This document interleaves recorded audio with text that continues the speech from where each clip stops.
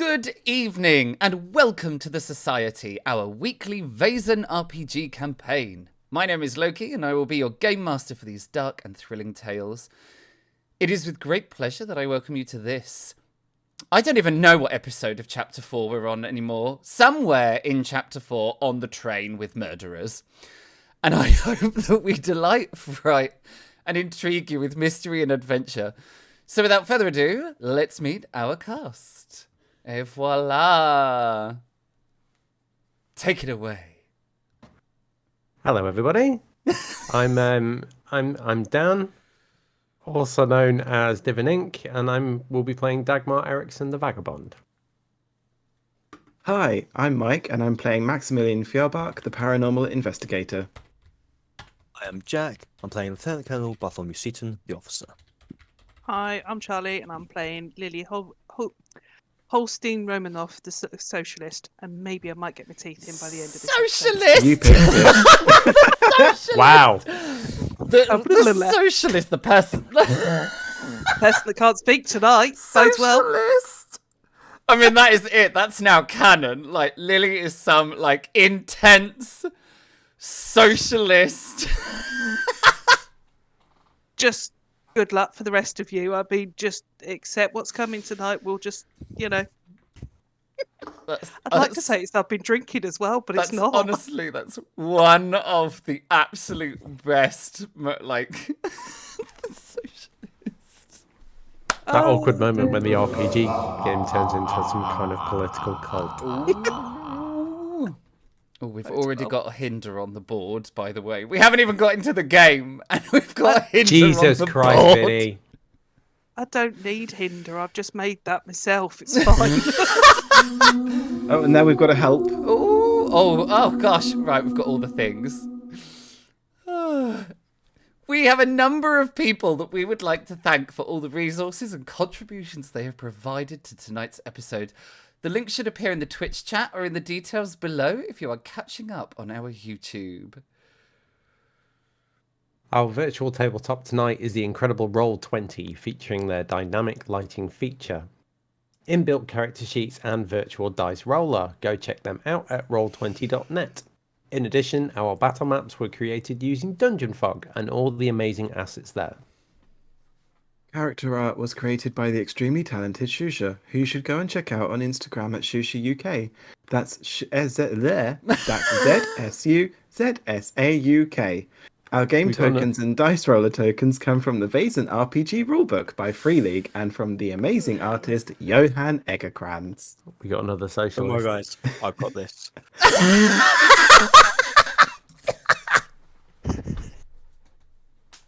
The music and ambient sound throughout the stream come from Tabletop Audio and Kevin McLeod at Incomptech, all provided by the Roll20 Jukebox.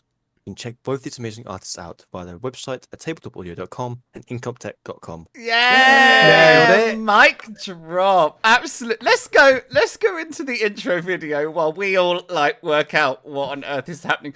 We might need some white sage in here, a little bit of smudging. Let's hit the intro.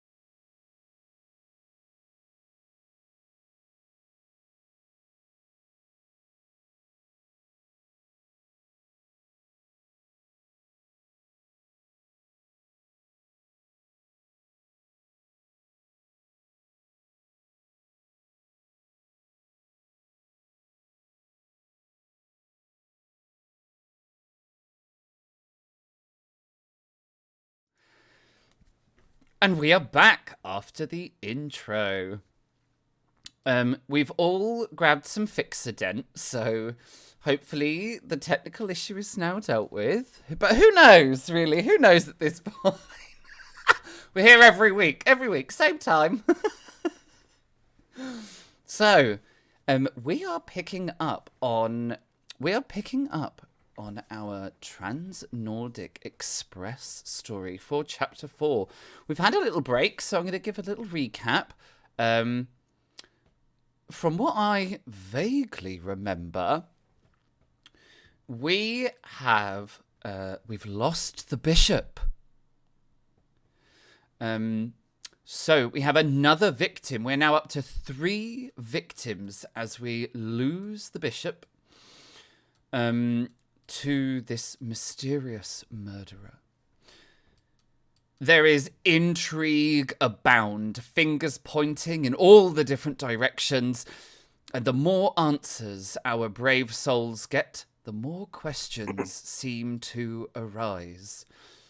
We finished our last session on a cliffhanger with the Colonel assisting Lieutenant Marius, the train guard, to move the body of Bishop Ling to the cold storage room where they have been keeping the bodies. And on opening the door to the cold storage room, our Colonel finds it devoid of any corpses. So we're gonna fly on over. Yeah.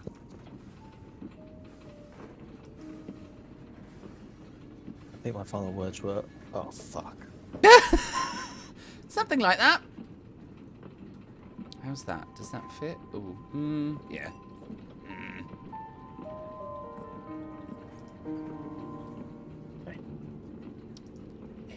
So I've just opened the door, and I've clocked that the bodies are missing. Has the guard seen? Probably not, like, in this moment, because he's probably still, he's got his arms under the bishop's, he's got his arms under the bishop's arms, and you were carrying the feet, and you've obviously put the feet down to open the door, so he's sort of still holding the bishop. We got his rank, didn't we? He was lieutenant. He's lieutenant. Lieutenant, there seems to be an issue here. Well, come on, man! Grab his legs! We gotta put him in there! Can't do it by myself. You may want to take a look at this first. And he puts the body of the bishop down, turns to the staff, and he's like, I was real sorry about this. We'll only be a minute. And then he kind of comes and he pokes his head around the door. Well, where have they gone? I was hoping you knew that. He turns around, looks at the kitchen staff. Who's been in here? And they all kind of look at each other. And the cook says, well, no one. No one's been in here.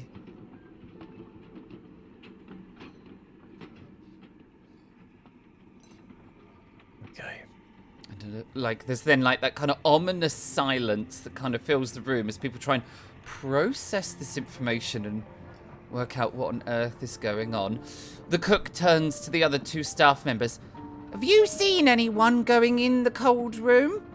Anyone at all? Other than us? Or maybe... I don't think I've been in there. Merita, have you been in the cold room? Nikolai? And they both just shake their head, but they don't speak, they just sort of shake their head. Well, there you got it. None of us have been in there. Have you seen anyone coming in or out? And they shake their heads again. You use a D&D term. Can I do an insight check? You can. It's actually called an observation roll. Okay. And you have walked into the hinder. I have indeed. I mean, it's bad enough as it is. You Come- got this. Oh, for You not got fuck's this. Ladies, gentlemen, and them and theys, welcome to the society. Attention, fairy tale creatures. All is well. You may become. I was playing Warhammer earlier, 40k. I had 16 dice to roll. The majority of them were under 2.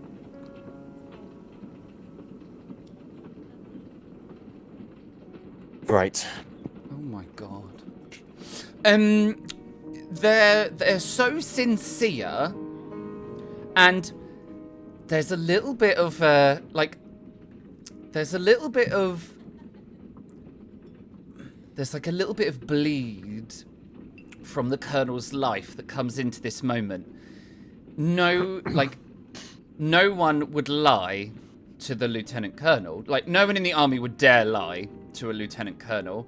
And staff definitely don't lie to, like, you know, people up in the echelons of society. And so you just innately believe them because it just wouldn't cross your mind that they would try to deceive you. Last people I know was how long ago was it that Max and I were in here? Max It was like specifically. yesterday, I think. No, it was earlier today. Well, it was like this Yeah. morning then. So For the lieutenant, seance. the lieutenant colonel, the train guard guy came down and found us there, and asked us all to come to the cart. But he would have been able to have seen in because the door was open. And I will relay that.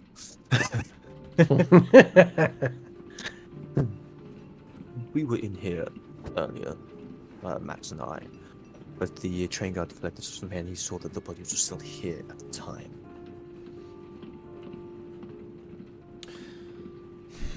How very curious. The lieutenant's gonna turn back to the kitchen staff and say, and there's a little moment where you see that he's thinking.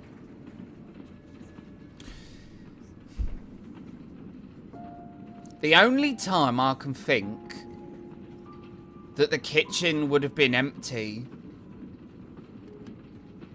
was during the questioning. If you remember, Colonel, we did a statement to all the passengers, and then we did one to the staff, separate like. So all the staff were gathered in the staff carriage. It's the only time I can think that the kitchen would have been empty. Which means that it must have been one of the passengers that moved the bodies. It's gotta be. I'd have to agree with you on that. Maybe we need to find out if any of them were left on their own. Someone on their lonesome who doesn't have alibi.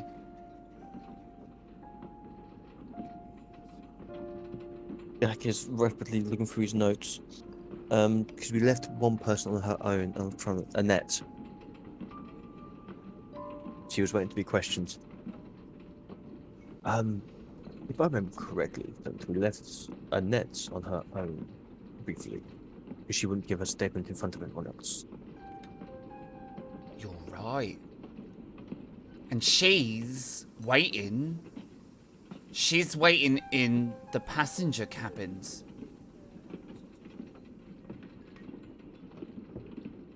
As I'm going to look inside the cold storeroom, is there any signs of drag marks across the floor where someone's been moved or anything along those kind of lines?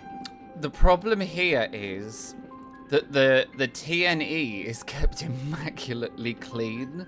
Like, even in the kitchen, the floor has been buffed to within an inch of its life. Perfect. Because the magician, in theory, would have hobnail boots. Did he have little studs in his boots, or has he left a groove in the Yeah. Give me an investigation check. With a help, no? With the With help. a help. Oh, I'm glad some of you are paying attention. Yes, come on. Hey! Oh, nice. Yeah, so totally.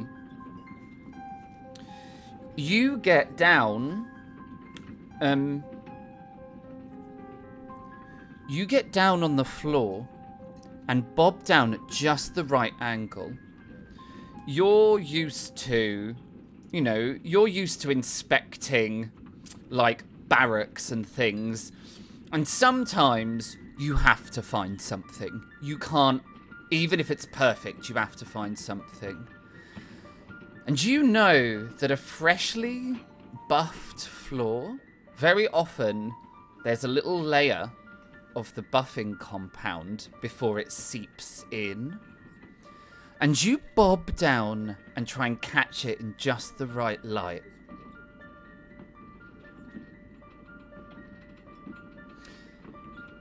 And you see one set of drag marks, ever so faintly, like you can just see in the light that the wax is ever so slightly less shiny in certain patches that kind of drag out.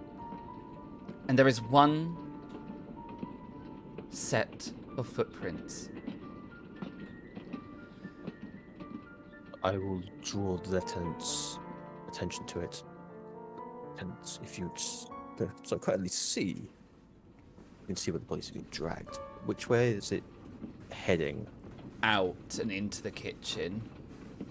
But it kind of ends as soon as it reaches the kitchen because the cold of the storeroom has obviously meant that the wax takes much longer to seep into the wood.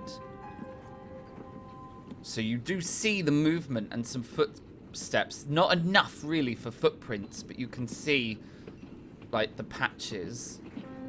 I'm going to assume that the footprints aren't really distinguishable. No, they're not. So you can't really see like the size of a foot?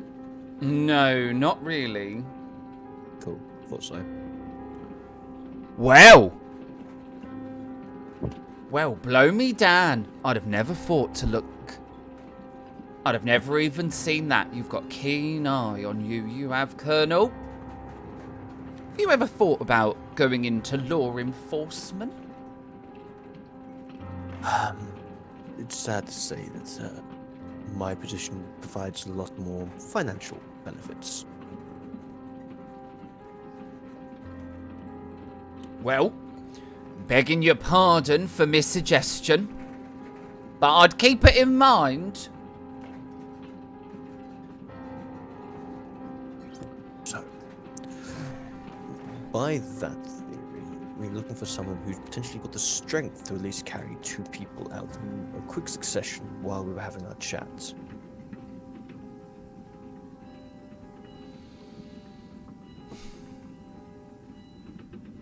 Well, trying to think about the guests that we've got knocking about on the train. There's only one I can think who might be strong enough to move 2 people that quick. And if I come to think about it, our Annette, who's been acting suspiciously, has spent a lot of time with the gentleman in question. That's assuming that you've got alibi, because you'd be the other gentleman, I would assume, strong enough to move bodies that quick. Even if it was, I wouldn't be able to get them far. So, are these windows here latchable? No, none of the windows in the train open.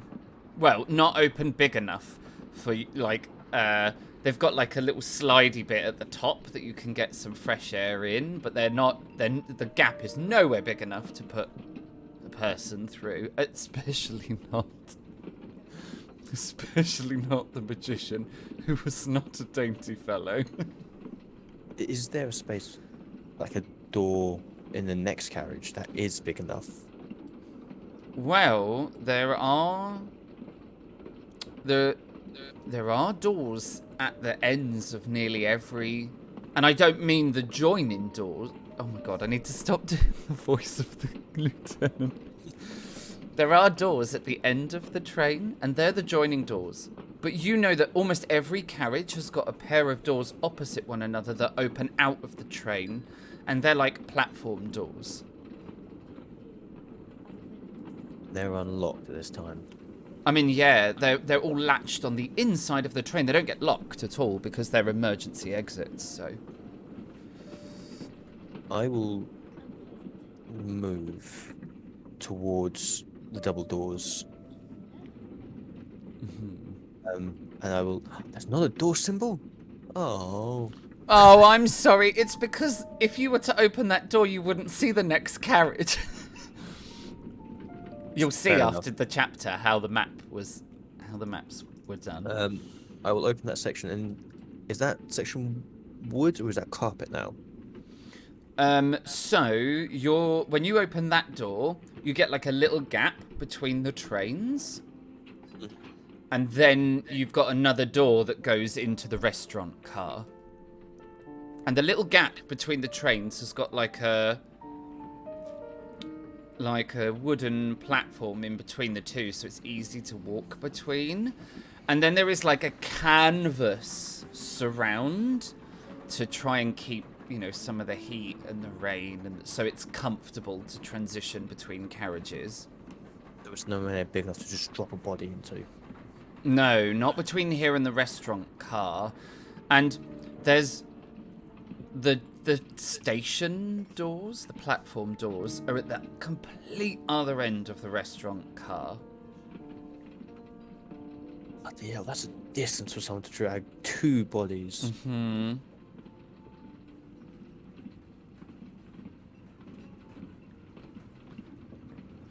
Logic would dictate, and you would kind of be able to, like, it wouldn't take you very long to puzzle it out, but this carriage must also have station side doors. Just not here in the kitchen.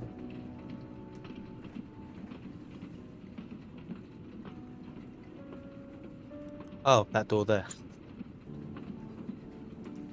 Fair enough. This door here by chance? Is that a outside? No, that looks like it's going to go into the train. Because the cold room isn't the full width of the train carriage. Yeah, that's what I've just noticed. Just kind of noticing that room because kitchens are not somewhere that the Colonel has frequented. He will then try and open this door and look inside. It's a long corridor. It's a corridor that runs the entire length of the cold room. And this here is a door. This is one of the outside platform doors. Just there. How?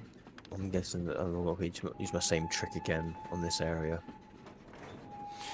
No, because it's not cold in here, so the wax has gone, like,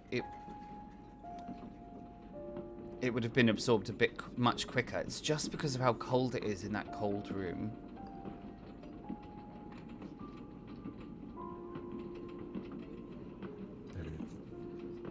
I have a feeling that our bodies have vacated the train.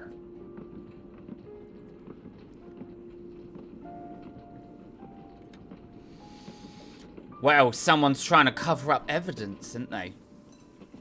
We'd better think of somewhere safe that we can put the bishop. Without drawing too much attention. The safest place I can think would be the guard carriage. But that's at the complete other end of the train.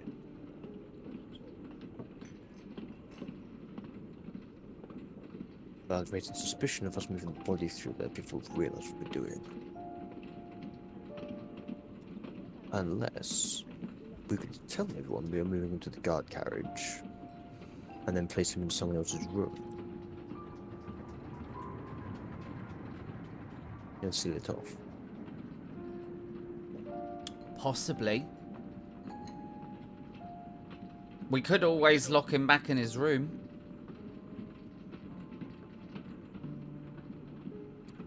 I feel that's a logical suggestion and a fair one. Locking it into any of my compatriots' rooms may arouse suspicion of other guests if they find out. Might also be a nasty surprise for one of your old friends if they go in there and find a corpse. That is also very true. Let's do that, if that is okay with you, Lieutenant. I think it's a very sensible idea. Then you can rejoin the rest of the guests, and I can talk with our friend Annette. Though she's offered to give her story privately, would you like anyone to be outside? If she is doing these murders, the last thing we want is for you to go down. That's a very fair suggestion. I like it. I think I would appreciate that a lot.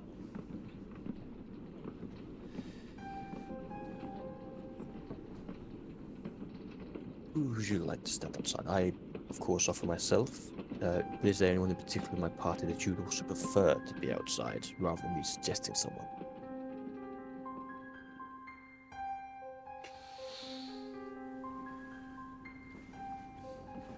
I mean, I don't really mind, if I'm honest with you. It'd just be good to have, just to have a bit of backup, just in case. Not that I'm too worried or anything. I can take care of myself. And when he says, I can take care of myself, he pats, like, the side of his rib cage. In a, not like a, like it's almost like an unconscious, like he doesn't really even realize he's doing it, but he pats his rib cage. He's got a gun there. And that's what it gives you the feeling that he has a gun. Or a knife. He has something that gives him confidence. Out of interest from my military eye, does it look like he's able to handle himself other than patting his chest?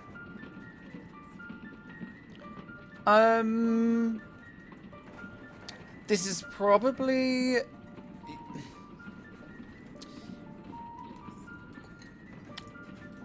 It's less about whether or not he looks like he can handle himself, but more the fact that Magna hired him. And so far, you get the feeling Magna has hired, like, the best.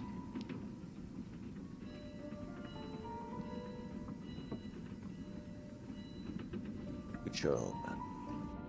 Let us move the body back into his room, and then I'll rejoin, and I will discuss with my associates who will stand outside the view. Alright.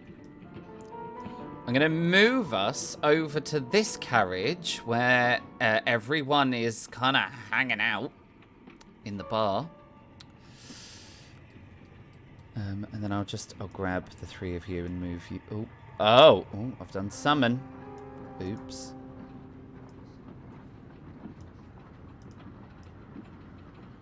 I don't really know what I've done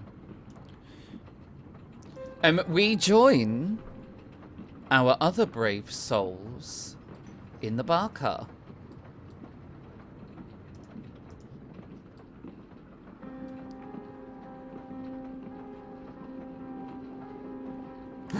Who sit in an almost catatonic silence. The only sound, the train. The clinking of the barman's glasses. Dagmar's actually You've just muted.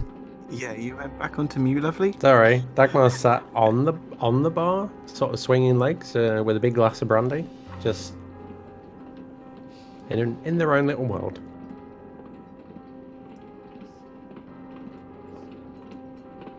The door kind of, as everyone is sort of sitting there contemplating and thinking about what on earth is going on aboard this train, the door swings open and the lieutenant and the colonel return with the body of the bishop and walk it back through the and walk it back through the bar car. I'll move you to sort of here-ish. Question. Answer. The chap opposite me, Mm-hmm. how does he react to the sight of this? He looks very puzzled, like, why on earth would they be bringing the body, like, back this way? And he seems a little uncomfortable, but I think you get the impression it's the discomfort of someone who is not used to, like, seeing dead, like a corpse. Okay.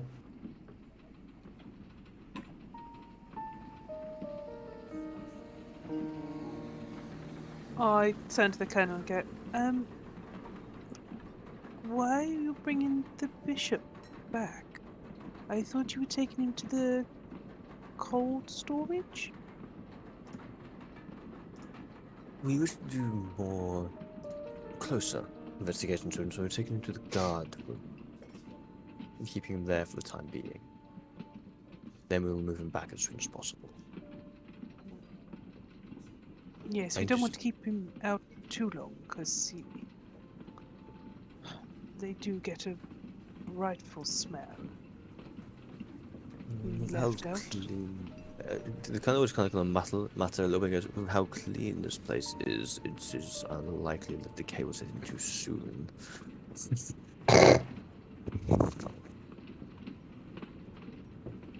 I then kind of realised that he's talking to a lady and kind of shake his head. Apologies. Do not worry. Right. And they're going to carry on through the carriage and then into the casino car. Colonel, just because you're going to do a tour of the train, the casino car is where Dr. Varland is, or Mrs. Dr. Varland. Them both being called Dr. Varland, I realise, in hindsight, is complicating. But Dr. Varland is in the casino, and you do not see another guest for the remainder of the train. You might like catch a glimpse of Annette through like one of the passenger windows, but she's very likely will have drawn the blind down so that you So can't see it from like the outside. Mrs. Dr. Varden is on her own. Yes, on her own in the casino. There's a barman in the casino.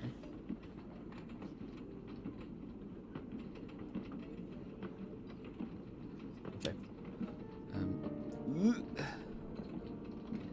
And then, yes, you don't see anyone else anywhere.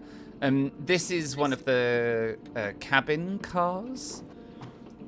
So I'm gonna put the bishop back into his cabin, and that leaves you and the train guard.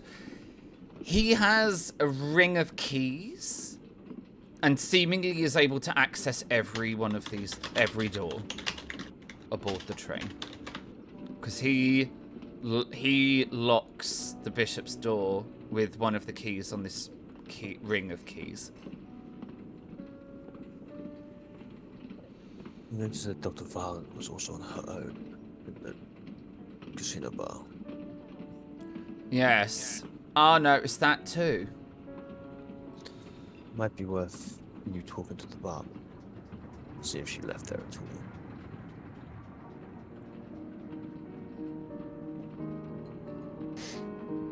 You raise a very valid point. Once we're done talking to Annette, maybe we should start asking Dr. Varland some questions. I agree. But when would you like to talk to Annette? I can quickly run back and grab someone. I reckon that you should be all right. You've just got to stand outside. I don't imagine she's got too much to say.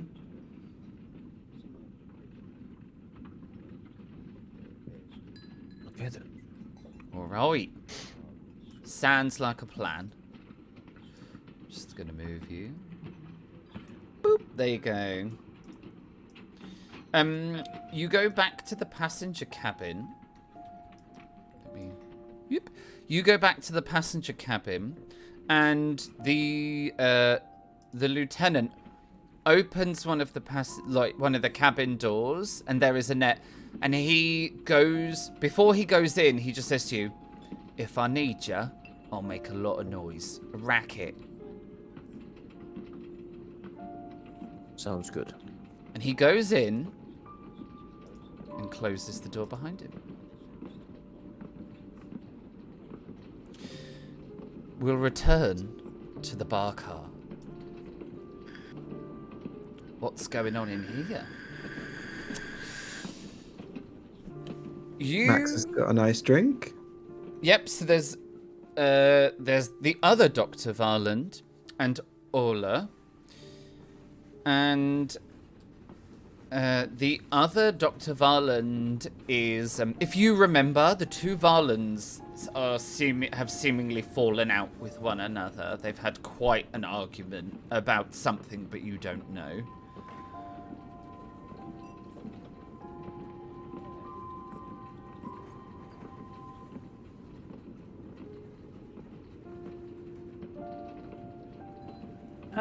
I get up and I'm going to sit next to, opposite. I think it's Thomas Varland, isn't it? It is Thomas Varland. You are right. Woohoo! Memory does serve me sometimes. Thomas, are you okay? Yeah. Yes, of course. Everything is fine, considering the circumstances. I have never seen you and your lovely wife argue like that in public. Yes, well, these are very different circumstances, I would point out. I could not agree. I mean, you don't often go on a luxurious train ride and then have to deal with these unfortunate deaths. You Yes, came quite. On holiday, not to do work. Well, yes, quite. If I'm completely honest with you, the only person I thought I would be tending to on this trip was Mr. Salmonson.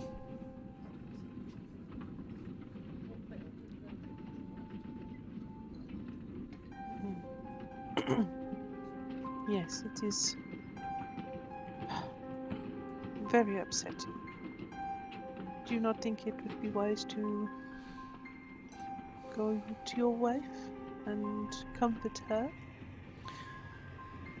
I mean, that would sound like the chivalrous thing to do, but my wife is like a volcano. It is best to let her complete her eruption and return as the ash is settling. Quite a temper does she have. I understand.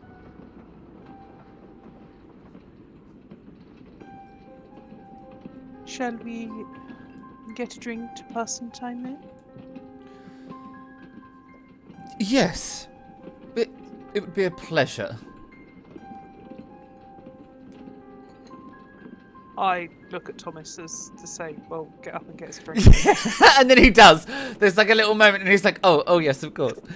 And he then he gets up and he says, "What would you like? What can I get for you?" Another champagne would be lovely. Of course. And he heads over to the bar.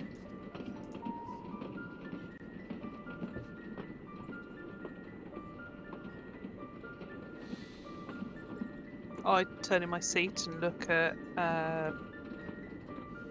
the other two and go, did you not think it was rather strange that the Colonel brought the Bishop back through? We've already put 2 bodies in the cooler. Why would we now separate the dead bodies? To be honest, it was getting a little full in there. I'm sure they don't mind. No, but the bishop being a bigger man, it would have required stacking, and if he fell off and squashed the trifles, it would have been chaos.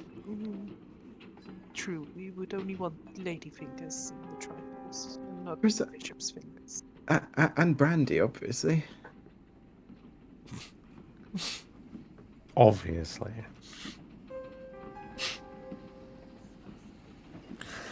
I did not think that we would be having a conversation about corpses' fingers getting in trifles this evening. Welcome to the society, everyone. We're here every week to take you to a strange and wonderful universe that you never Culinary thought delight. you'd visit. So I think Dagmar's probably reached the point where they're getting a bit bored. We've all sat there in this quiet catatonic state. Dagmar's tried drinking copious amounts of brandy. So I think Dagmar's going to turn to both and go, I might go and investigate the casino card. I can't believe I've been here for so long and not even had a game of cards. Do you like some company? Do you play cards, Max? I play with cards. That's good enough. Why don't you join me while our lovely colleague here schmoozes with the doctor? Yay. Hope you've got your lucky cape on. Yes, this one is, yes. It holds Bob when we're back at the yes. All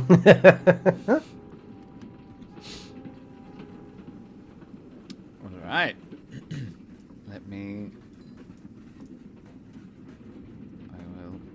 I shall grabbeth you both, and I will poppeth you into the. There you go. Dr. Varland returns with some champagne and a. I have just realised something ghastly. He returns with a We can see. with a glass of champagne and a stiff, what looks like tumbler of whiskey for himself, and he just sort of sits down, and the two of you just sip at your beverages. We're gonna go to the casino car. Here we are. When you, Dagmar and Max, when you enter the casino car, you see the other Dr. Varlan standing at the bar. She's drinking a large glass of red wine. And Max, you are very likely entirely oblivious. Dagmar, you are not. The way that she is leaning across this bar and the way that she is talking to the barman is unbecoming of a married woman. That is how I'm going to put it very politely. You're quite Wow. right, though. Max would not Max is very much like Mikey in that respect. Yeah. Max does not get flirting. Yeah, no. But she is clearly flirting, like, too much. And what surprises you is she flicks a glance in the direction of you both and then carries on. Like she doesn't even, it's not even like she's like, oh, witnesses. No, she just carries on. Sort of flirting, probably inappropriately. Let's not beat about the bush.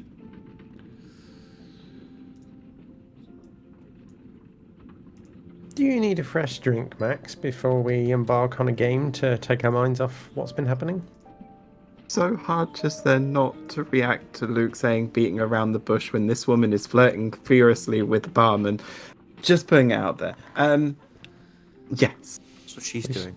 Exactly. That's what she's hoping for later. Like, Please.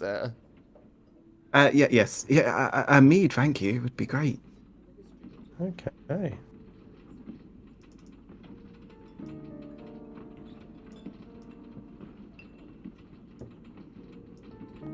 I'm going to try and get the barman's attention. Is the barman equally enamored with this concept of flirtation? Yes. Yes. Let's not. He's reciprocating. Yeah. Let's not pretend otherwise. Because, like you said, I should be able to observe these things. Yeah, absolutely.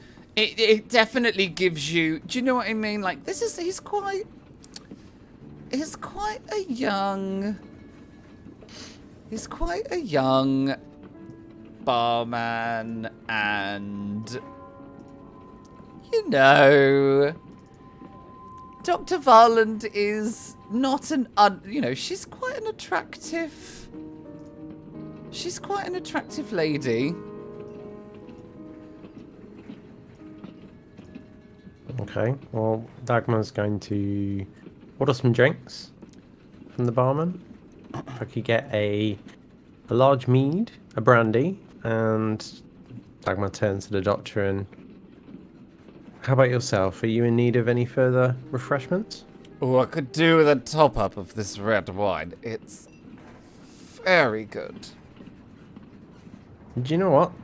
I'll have one of those red wines as well. Aunt, dear. Do make it a large one, won't you? And Sure. it's the barman that, like, the fella behind the bar blushes, and you're like, they're now on first name terms, clearly. And he does 2 very large glasses of red wine. Like, we're not going up to the little etched line. We're like topping them up. And a mead.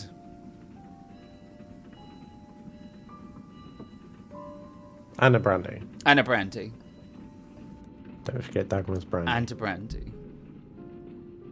Dagmar's going to turn to the doctor and gesture with this wine. And offer a cheers and take a sip. Oh, ching chin.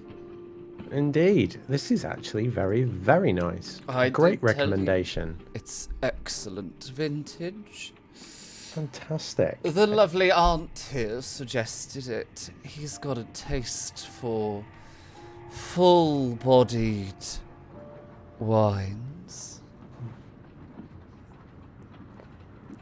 Clearly a man who knows his way around wine. Let's hope so. Thought I'd just check if you're okay. That was quite a heated argument you had in the other cart with your husband. Oh, never you mind him. He'll be fine. You sure? He seems somewhat impacted by the discussion. Oh, he'll recover. I'm not worried, so don't you worry yourself. Did you see the train guard and my colleague coming through with the poor bishop just now?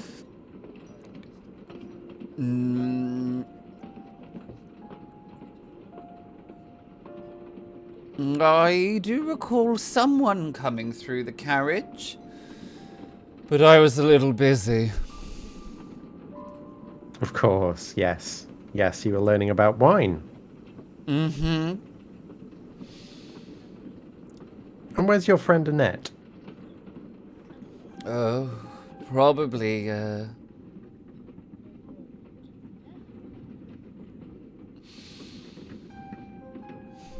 Probably up to something she shouldn't be. Ooh. Nothing too naughty, I hope.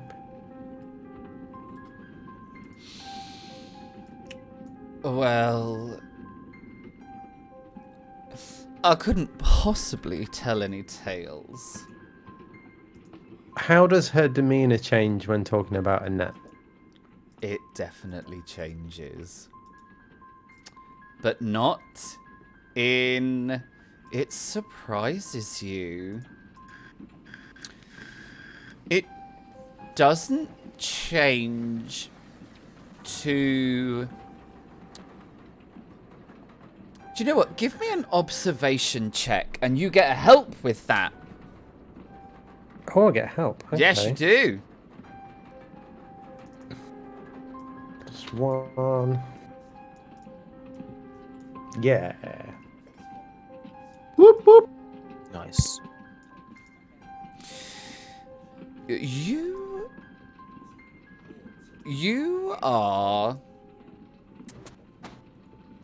You anticipated there to be a certain kind of like, you know, two very well-off women with probably a lot of time on their hands, etc., etc. You anticipated there to be that kind of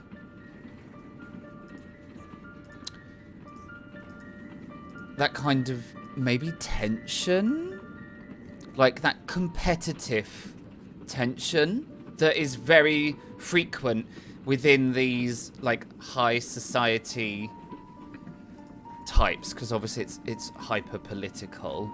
That is not what you get at all. She talks about Annette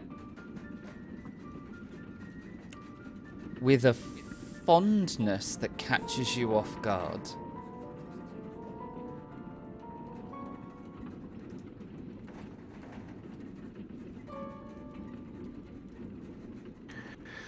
By fondness, are you being overly British? I am. I immediately recognize this as a romantic interest. Yes. 100%. There is history between these two. No doubt about it. Okay. I guess... Okay, Dagmar's then going to sort of, having noticed this, wants to see what more info and background she can get. So, Doctor, how long have you known Annette? You seem... Oh, we go way fond. back. We go way back.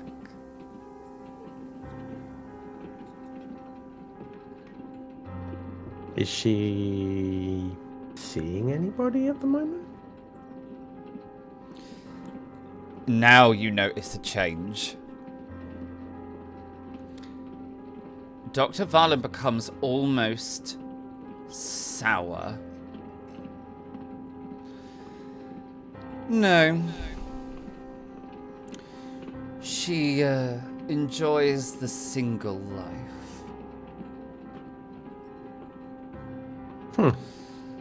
After her husband died, she's never got with anyone else.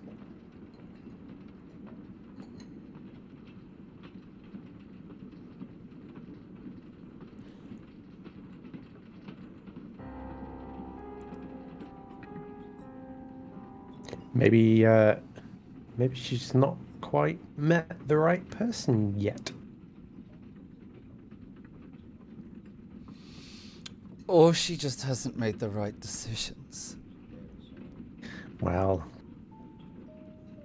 decisions can always be reversed. I'm going to embark on some games with my friend over there. Oh, well. So, I'm going to embark on some games over here. and when I'm finished, who knows? Maybe I can invite Annette to join us. And I'm going to knock back the red wine and head off with the other 2 drinks to my dear friend Max. You're such a lush. And we will quickly hop back to the bar car, where I have now covered up my misdemeanor. That's right, everybody. That we now officially have the token. Gorgeous. Here is Lily's token. That's Yay. so pretty. Amazing. Amazing artwork. And we have the fantastic Shusha to thank for it. We do Shusha. indeed. We rejoin you and the other Dr. Varland, sitting sipping your drinks. What time of day is it? Ooh, it's afternoon. Excellent. Okay, that's fine. I take it we've been sort of just generally chatting, nothing of interest or anything. I has don't cropped know. It up? depends what you would have asked. Probably not a lot, to be fair. Then yeah, it probably is just chit chat. While you are chit chatting, Ola, the kind of big orc, the odd one out, he gets up and he makes his way towards the restaurant car.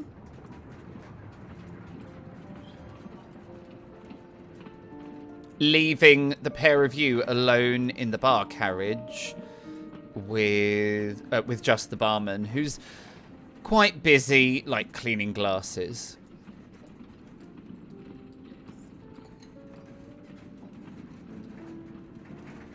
And eventually, Dr. Varland kind of turns to you, and there's like an intensity in his eyes.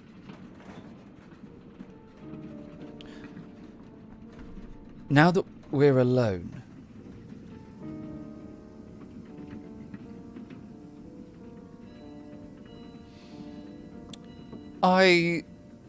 we've known each other some time. Yes, Thomas, we have. Can I confide in you? Of course, Thomas. And I lean forward and put my hands on his. I haven't really spoken to this. No, I haven't spoken about this with anyone. And it's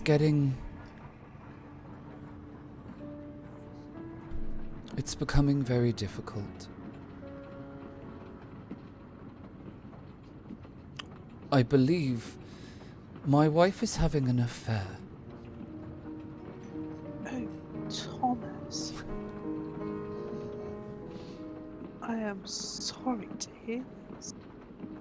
How do you know? Mostly I'm just suspicious. I don't have any hard evidence. Changes in behavior. Is this odd why you- visits at strange times. You know, those sort of things. Is that the reason for the argument earlier? Yes.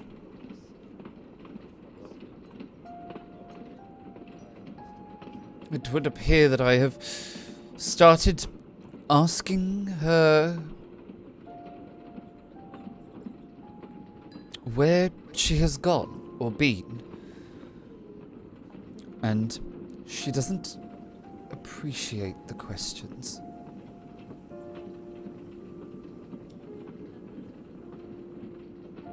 Which This makes is- me more suspicious.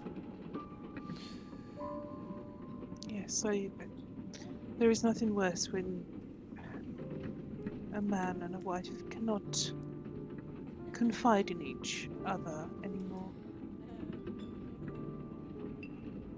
This is very unladylike of me, but would you like me to discreetly, of course, see what other people within the group, shall we say, has noticed? Once we've left the train, I can obviously speak to other friends that are connected with yourself and your wife. As I say, discreetly, and see if anyone has noticed anything out of the ordinary.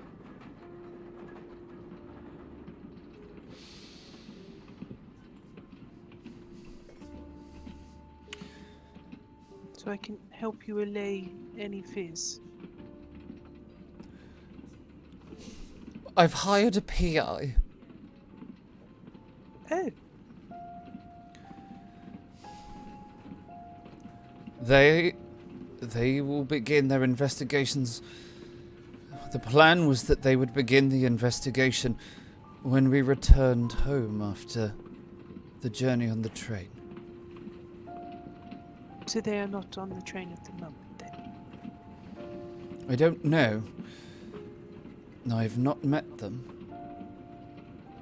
I've only communicated via correspondence letters. I was worried that it would rouse suspicion if I went and visited one. Yes.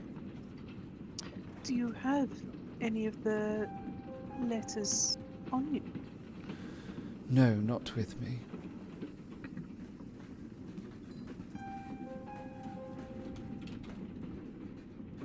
I mean, if you'd only come and spoken to me earlier, I might have been able to help without having to hire somebody. Yes, well, I know it's a difficult subject.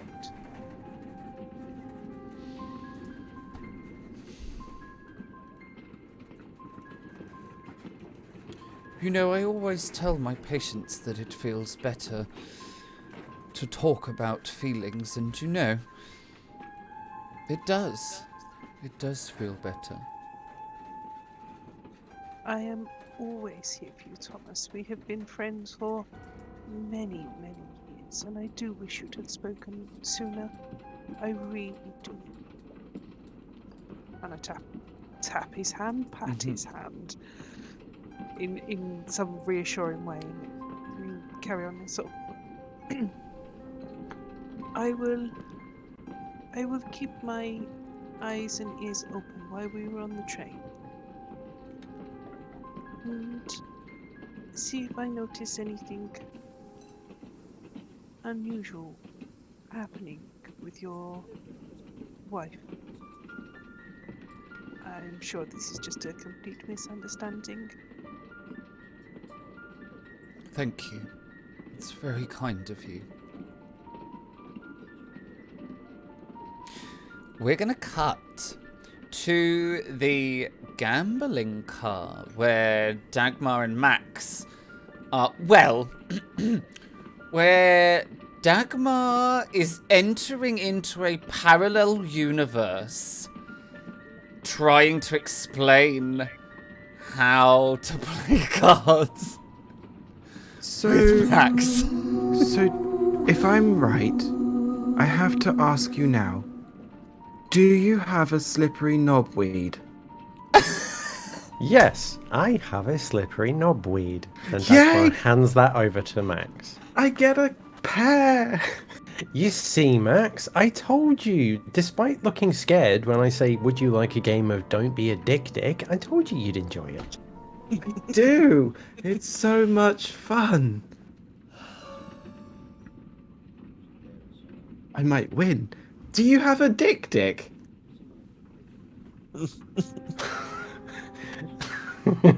No, Max, I do not have a dick. Then who does? It's only us playing. It's too much. It's too much. Max, you see Dr. Varland kind of sling her red wine back and kind of compose herself. She gives, she kind of looks at the barman, and you are assuming that she's just saying goodbye. And then she sort of casually walks, she casually just makes her way to the other sort of side of the carriage. And Dagmar's just gonna shout over. No. Good night, Doctor. If you see Annette, could you send her through to the casino? She's gonna really enjoy this game. Oh, yes, of course. Have fun. And she closes the door. GM, Yes. I have not had a chance yet to be able to fill the others in, or anybody really, on what happened in the seance. No, you haven't. Tell me a story, Max. Dr. Varland and her friend Annette. If I remember, if I was hearing correctly when you were at the bar, I'm very sorry for overhearing, but I tried not to. They've known each other a long time.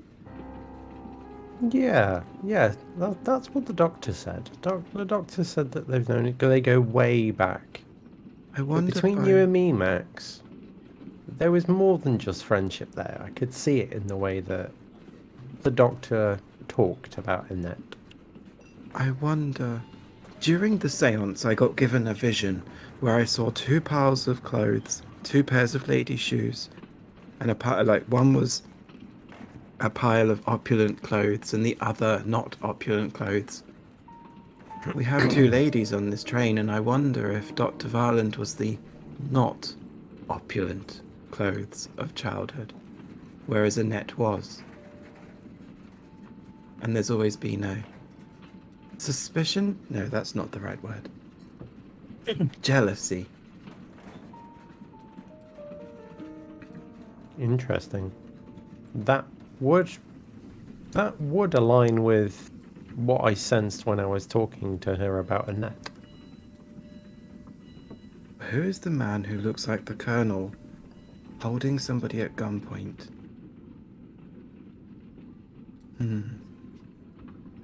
We need to get into the bishop's quarters. Shall we just declare me the winner at Dick this time, and better luck next time, and we'll go towards the quarters now? I believe the Lieutenant Colonel should be there. Yes.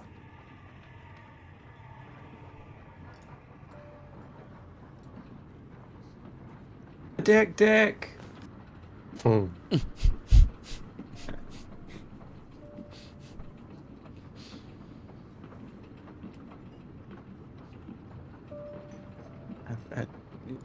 Another drink? Okay. I was just going to say, as we walk past the bar to go through, I was just going to say Dagmar, and semi-inebriated by this point, is just going to, in a very catty-like way, look at the barman and just go, I'd watch yourself with that one, and then just keep walking. He blushes and then furiously continues to dry one of the glasses that he has.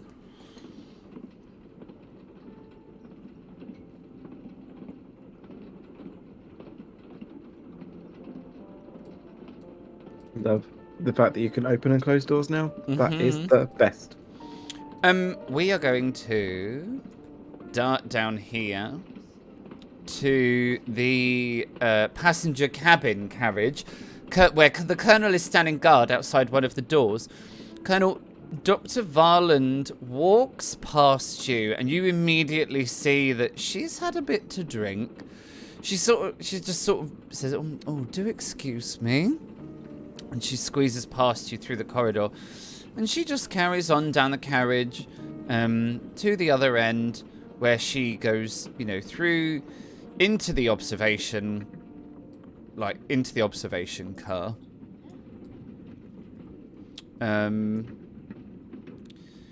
And it is not long afterwards that the door between carriages opens, and you hear the familiar sound of Max's voice, probably talking some codswallop.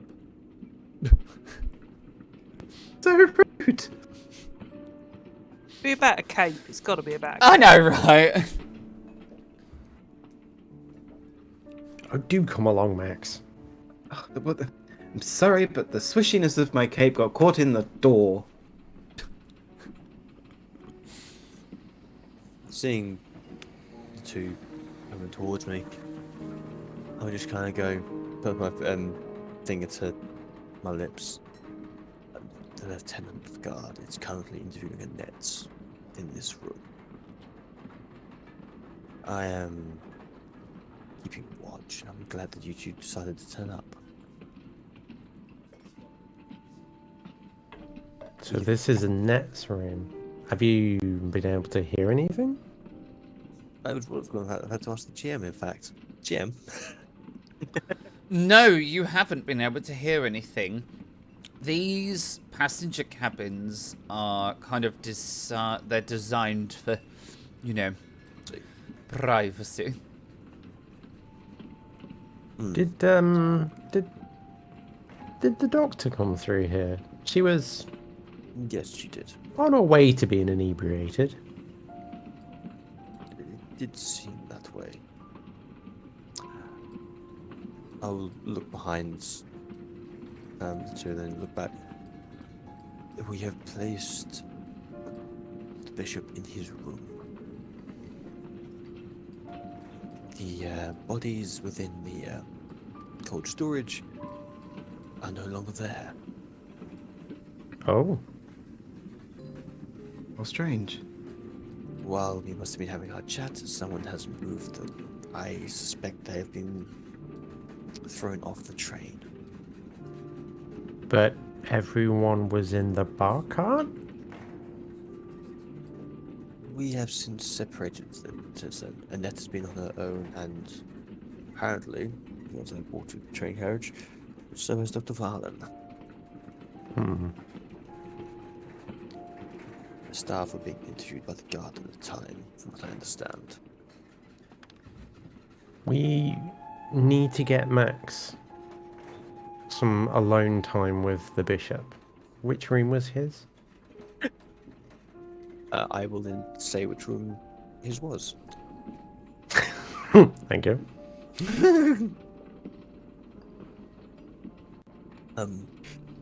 Some alone time.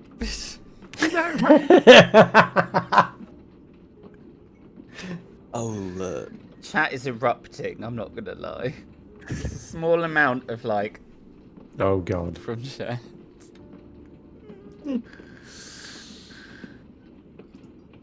Which one was the bishop's room, DM? It's the one right at the end of the first set of rooms, because you are. Are we in the second set? Yeah, you're in the second set, and then the carriage past the next carriage on from yours is like the cargo. Yeah, the cargo freight kind of carriage.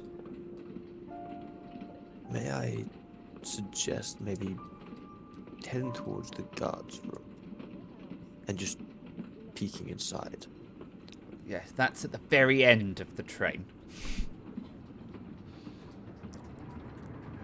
How far away is that from the rooms? Is that how many carriages? 1, 2, 3. Damn. You think it's 4 carriages. 5 carriages from where you are. Okay. I just worry that Annette is up to something. Either protecting someone or beelining it. You think we might find some more information in the guards' quarters or the guards' room? We have said that we have put the bishop in the guards room. So if she Okay. managed to overhear that, then Hmm. if she wants to tamper with the body, that's the perfect place to go to. While everyone's distracted. Good point. Already she's not listened to the words of our guard saying we must travel in pairs.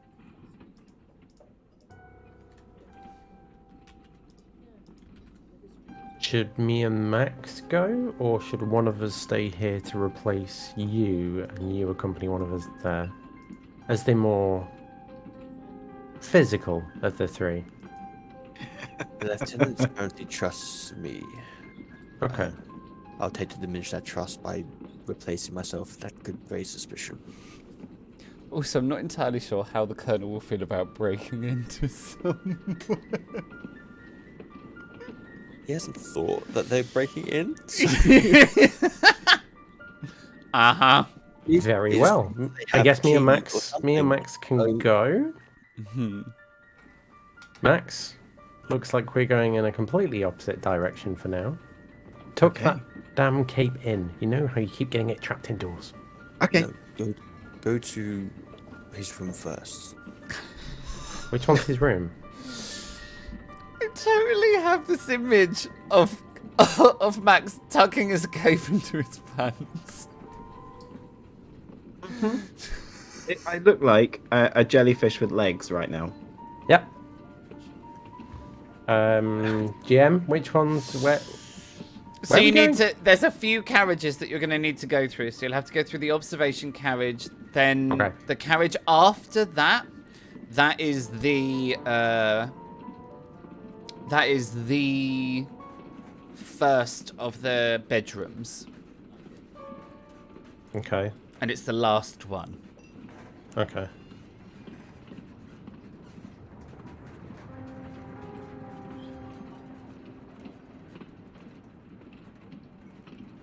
I will drop you in the observation carriage just out of manners so that you can see what's in there. So Uh-huh. the observation carriage is empty.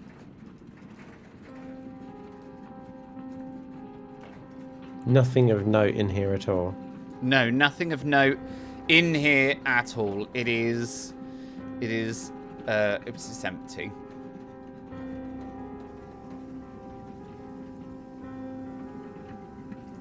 Is it getting evening time now? Sorry. Yes. Yeah, you are heading towards the call for dinner. Dinner.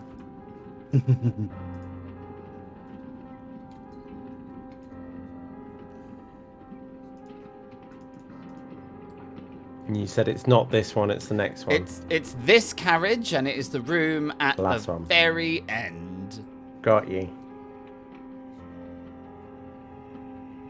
I believe it's your specific set of skills we now require.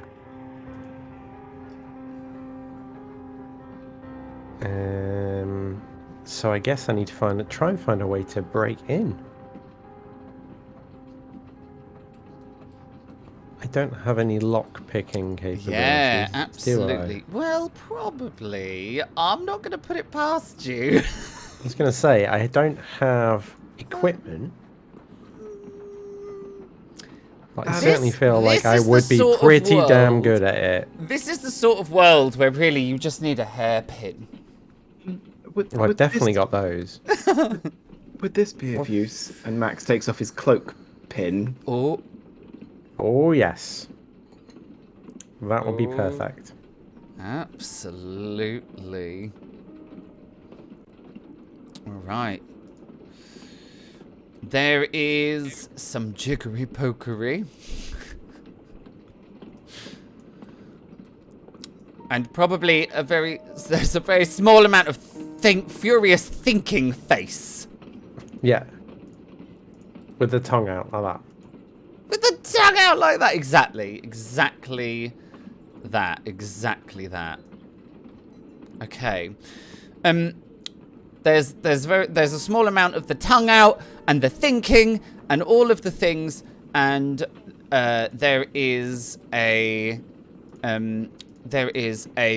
resounding click from the door.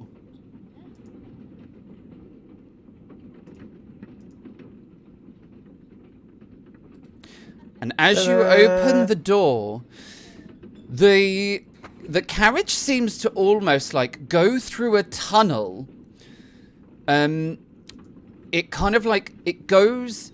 The light suddenly dims as you open the door. Both of you like immediately sense the dimming of the light, and the light drops drastically, and you are filled with the carriage is filled with this ghostly purple light. I've pressed the wrong button. Hold on. With this ghostly purple light. And both of you look through the open door. You see this little figure. It's like a distorted child.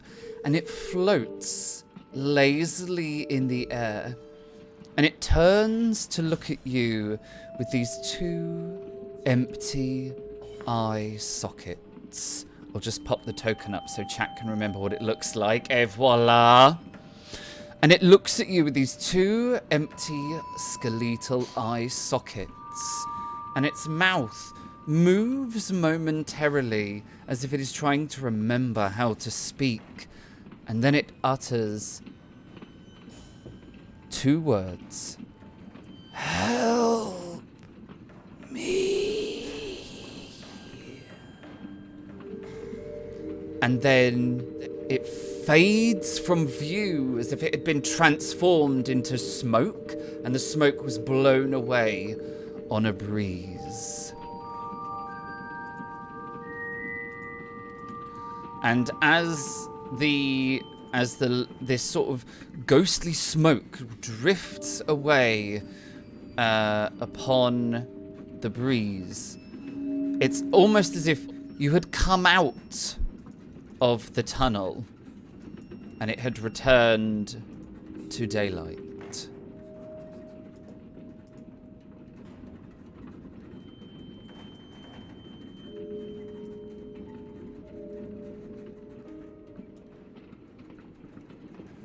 Dagma's going to be kind of semi-catatonic, but is just quietly just going to say the name Oscar. Schindler? He hasn't been born yet. Oh, for goodness sake. Max, Oscar Wilde, perhaps. That was the same thing we saw when the magician died, wasn't it? Yes, and it is odd. Very odd that... A moment to ponder, because my mind is racing to a conclusion that Dr. Varland is the only one that is not accounted for at the moment. However, where was she on the night that the magician died? Is she the one that's controlling this Vaesen? What is going on? Oh, I see we've gone inside. Okay, I'll shut the door.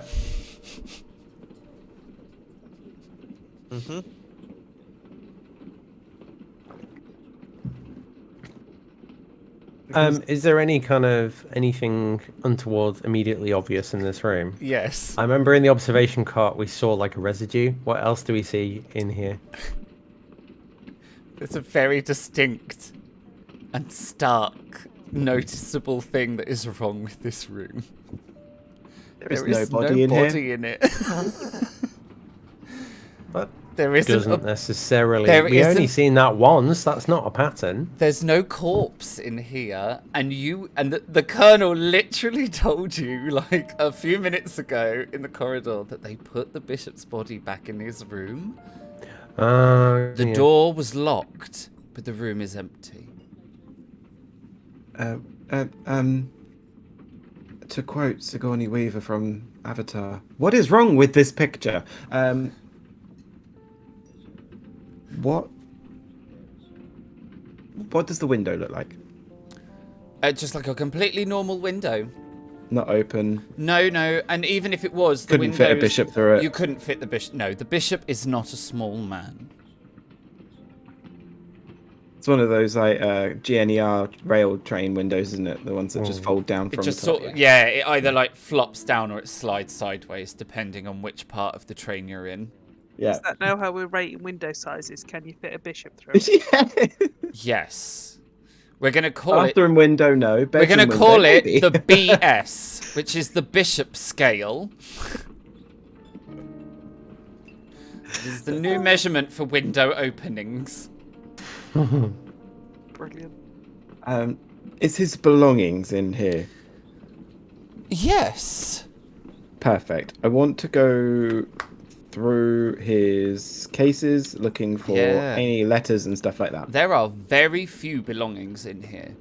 He has a bag on the wash basin in here, which has a few toiletries in it, but they're very simple, very sensible.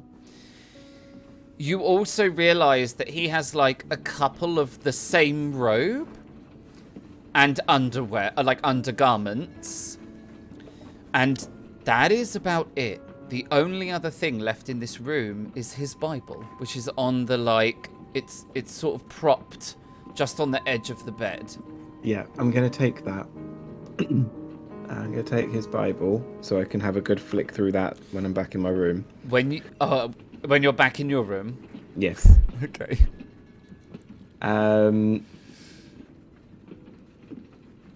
I was going to make a priest joke, like a priest sock joke then, but I'm not going to. Right. We need to head to the guards' quarters. But we also need to lock this door before we leave.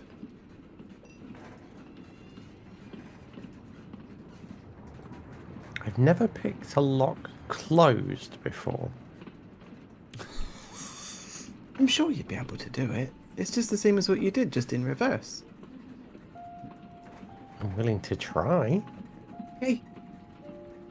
Open the door. I'm just going to peek my head out to see if anybody's here. Oh, I've shut the door on me. Coast is clear. Quick.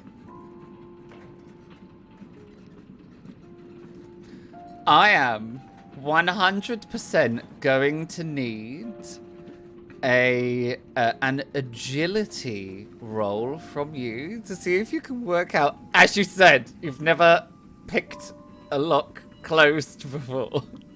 I have another help. Yes, you Yeah, do. there's There is a another help. The help from the lovely Maddie Hop. Thank you, Maddie Hop.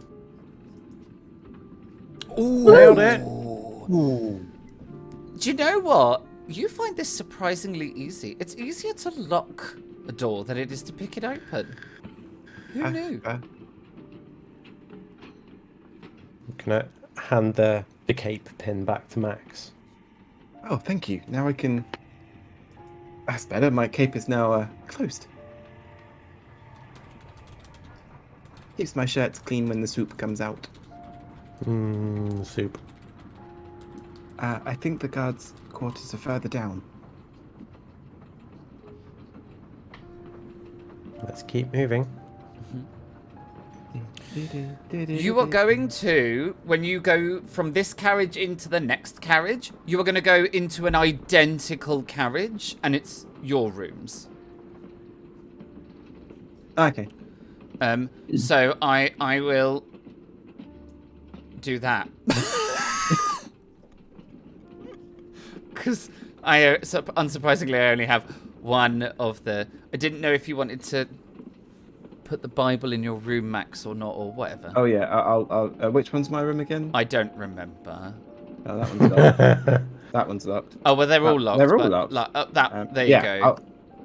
Wait, I can unlock it for you. I just dropped down my the Bible on the stand. When you do that, when you go to drop the Bible down on the stand, you kind of fumble with it a little bit, and you catch it by its like a first few pages, and you hear a little thwack as something falls out of the Bible and lands on the floor. Oh no, it's another scandal from the Catholic Church. Okay, we're opening. I mean, then yeah. Yeah. The writing in it is tiny, like teeny weeny. And it is literally a date, and then a little line of text, and then another date, and a little line of text, and every line of text has a name next to it. You don't recognize, like, you know, there's hundreds of these teeny weeny little lines, like, and I mean teeny, like he must have used a magnifying glass to write it in such teeny. A date, a name, and then a little line of text, and it's barely readable. I'm gonna use the glass that I have in my room as a magnifying glass. And you start reading through the lines. You read about 3 of the lines, start blushing, and then you stop reading the lines again. Are they confessionals? Oh, they're scandalous. It is a Daily date. Herald is gonna love this. It's a date, a name, and a summary of the confession. Meticulously kept. Are any of the names that in this list people on this train? Uh-huh. But only Which one. one? There's only So one name. It's gonna be either Annette or Dr. Varland. Mrs. It's Magna Salmonson.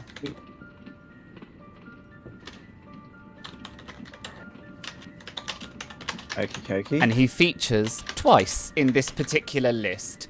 And you realise that this list only goes back, like, do you know what I mean? Like, it only goes back a few weeks, and it's not, the whole page isn't finished. And you kind of realise there must be pages and pages of this back at the bishop's, wherever the bishop is, the bishop's church. But there are 2 entries for Magnus Salmonson, the owner of the train and the first victim. The first line is a revelation. Magnus Salmonson has an illegitimate son. And Magna, realizing that he is ill, has been overcome with guilt at, like, basically having nothing to do with his illegitimate son. And the guilt has driven him to name his son in his will.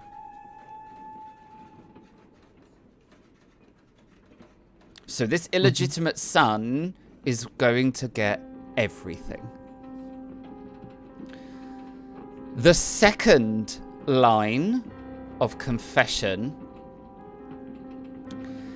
is that Magna has decided that he wants to deliver this news to his son himself, and so has invited him aboard the train.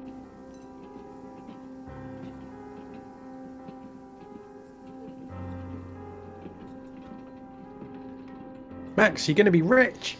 I have a name because I have a feeling I know it's going to be one of 2.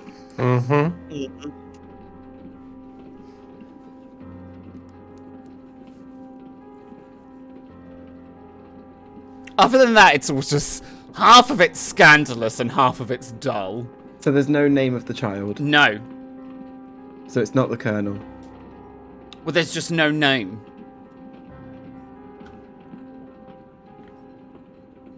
Who do you think it could be, Max? We have the Colonel, the marvelous maverick person, the magician, Dr. Varland, who probably doesn't need it, Yeah. and the random gentleman See, who I think you were drinking with. I was. And he has no ties to this train at all. In fact, he's not that well off. He works, if I remember correctly, he does loosely work in an industry that's linked to Magna, but he never met Magna. He just received an invite to this train. We need to go through Magnar's things next. I love Max. We're not going to ask him. We're just going to go through his stuff. Well, Yeah. he would have brought the will with him. He would have done, yeah. I don't think it was the magician, Max, because, well, we found out the magician was funded by Magna, wasn't that right? This is true. This is true. And the only other man that was invited was Colonel. Who has links in the past through his own father. If that's his father. Well, indeed. I think we have a suspect. Gasp. That doesn't explain why everyone's dying. Well, this is the thing. There might be the original will as well in Magnar's things that might say that everything was going to go to his doctor. Da, da, da. Do we know where Magna's room is? No. Or was? You haven't seen any evidence on the train that Magna has a room.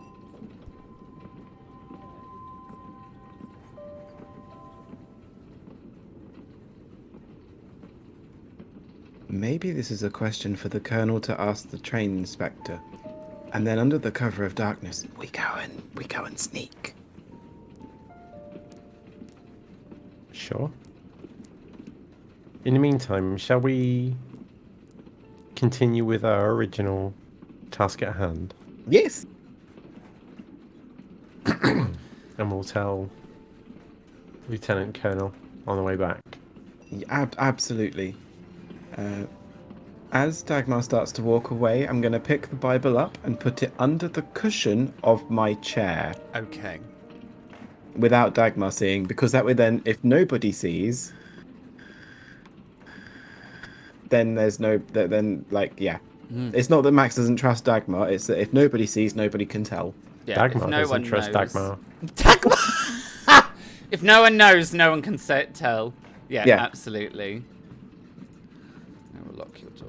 All right, I think this is like the perfect time as you go to head towards the guard carriage. This is the perfect time for us to go for a little break. We'll have a 15-ish minute break.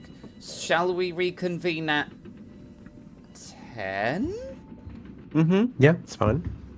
All right, we're going to reconvene at 10 o'clock, not in 10, at 10 o'clock GMT. So we're going to run off and go and have a short rest and roll some hit die and have some consumables. And we will be right back for more mystery and adventure. Easy bye.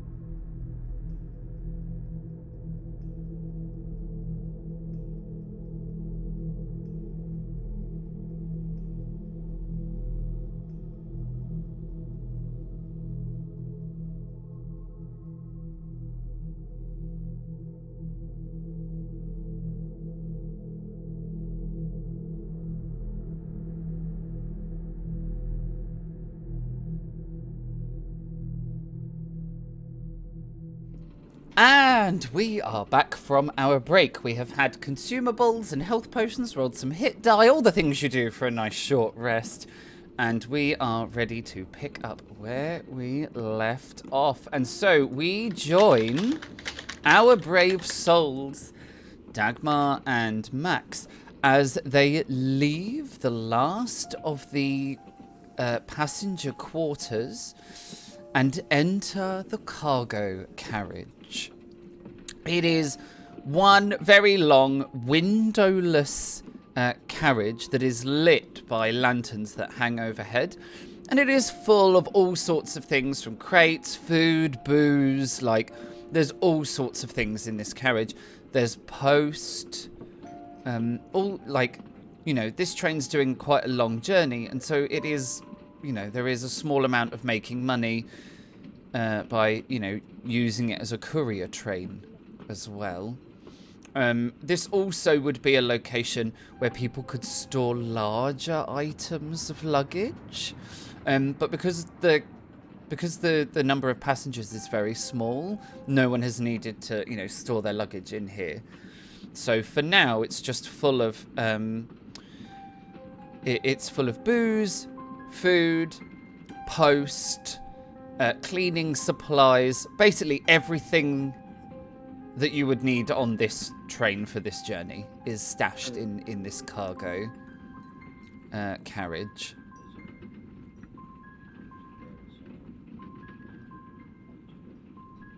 And you're now, as far as you are aware, the next carriage should be the guard carriage. Okie dokie.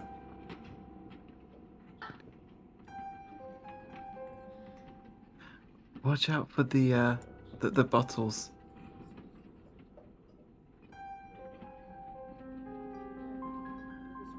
Why should I watch out for them? At least now I know where they're stored. That was the point.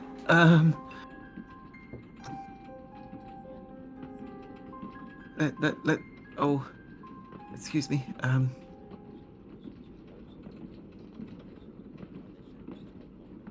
Okay, I'm coming.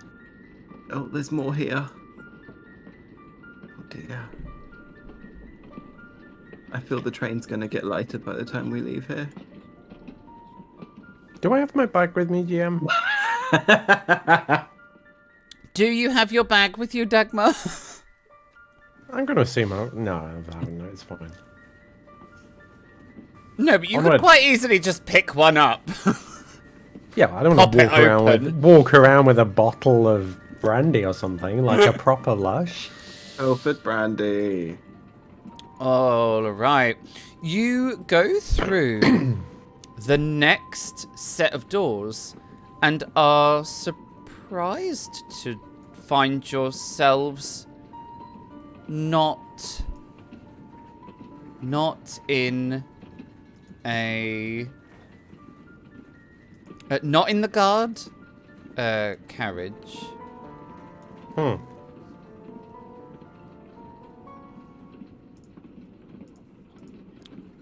It is a long... It looks just like all the other carriages, only there is a single door, and on it, in little gilt gold letters, it says Master Suite.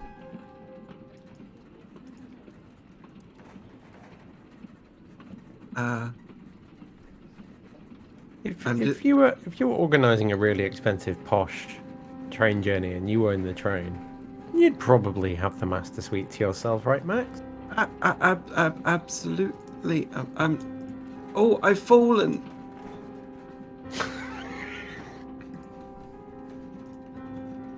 Whoops. Oh wow. Gasp! Gasp! As you enter into the master suite, you're gonna need to give me a fear roll. What? Because someone has arranged a macabre sight for the magnificent Hugo Bjornsson and the bishop are arranged on the sofa, drinks in hand, as if midway through a conversation, but very clearly dead. How do I do a It is fear a roll again? logic or empathy roll. Okay.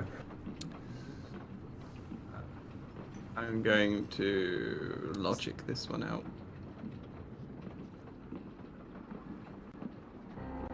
Damn it. Ooh. Okay, Dagmar, you're fine. You're like, meh. Meh, corpses. Max, this is really disorientating for you. Like, the way they're arranged is so bizarrely lifelike that it makes you feel really strange. And like really puzzled by this. You are going to take a mental condition. Yeah. I'm actually going to pick hopeless. Because that, and the reason for that is because Max already has like a jaded sense of humanity, and this breaks a little bit of that. Nice. Who has done this?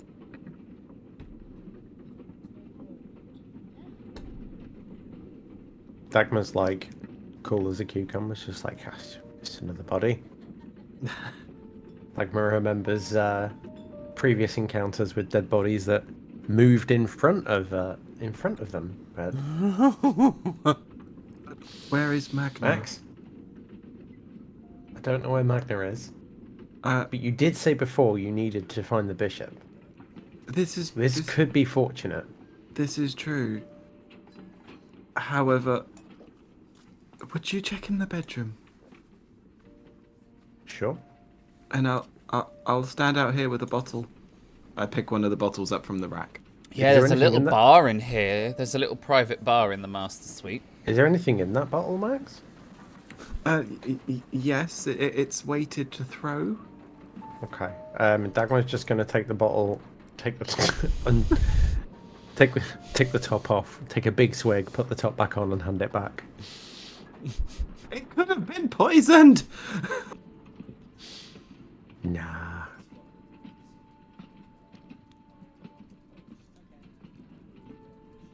I'm gingerly going to walk into the room. I'm gonna back you up. There's nothing here, Max.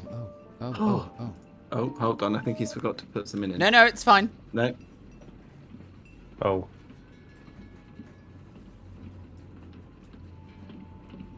Okay.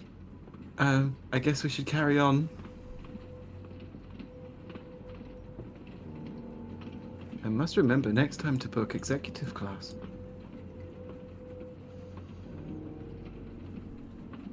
I don't think I should have a bar in my own room, Max. I don't think we'd ever see you. Neither do I. I think the train Tell me. journey would go much quicker for you. Tell me you've still got that bottle in your hand. Yes, it's right here, and he's kind of like a little shaky with it. Okay, I'm going to open the door. It's a toilet.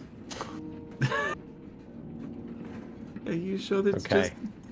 Okay, not in the tub. There's nothing in here. Where is Magna then? As question. Max asks the question, "Where's Magna?"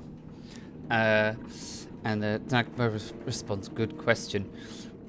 We are going to head back over to the Colonel, who is standing guard outside. You hear the door open behind you, and you see the guard come to the door, and he looks at you in a way that, like, he conveys that he is safe, like it's fine, like everything is fine. And then you hear the voice of Annette from beyond. After all that, I'm ever so tired. Would you be kind enough to escort me to my room? I'll need a lie down before dinner. Yeah, of course. We can escort you to your room. No worries. Colonel? Certainly. And he kind of motions for you to, you know, make some space as he comes out of the room, and then so does Annette. And she begins to walk, and the lieutenant follows her. I follow as well. I got hold of you. Okay. Those are called DM noises, by the way, everyone. Ah. Adds the ambiance.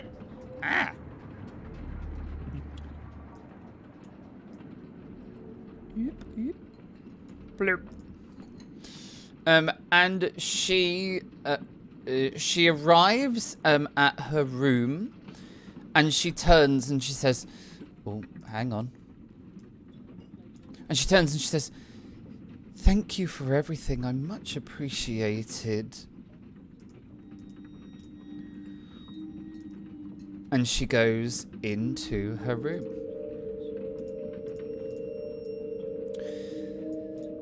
The lieutenant looks at you, Colonel, and says, "Right.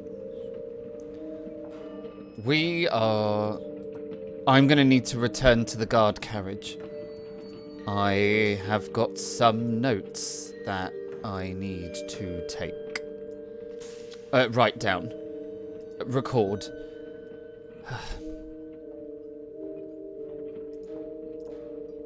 Just so you're aware, Dr. Valen, she was walking around alone earlier tonight, this afternoon, while you were inside of it. That might be an important thing to note. Well, Would you like to join you to the guard carriage?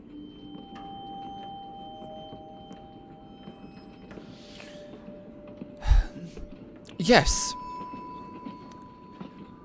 Yes, it would be good to have some space where we can.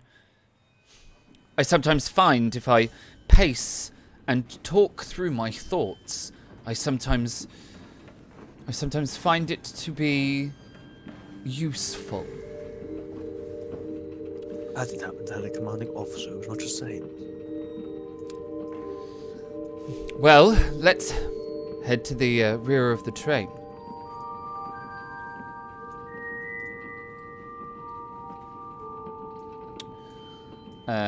I will drop you into here. Here is the cargo carriage. You walk all the way through the cargo carriage, and then you find yourself in another very opulent carriage, and there is only a single door in this carriage. And as the lieutenant walks past it, you see on the door little letters that say Master Suite is what they say. And Didn't see anything. walks and he walks all the way past it and carries on. He doesn't even say anything about it. As he doesn't say anything, I think it's safe to assume this is Magna's suite here.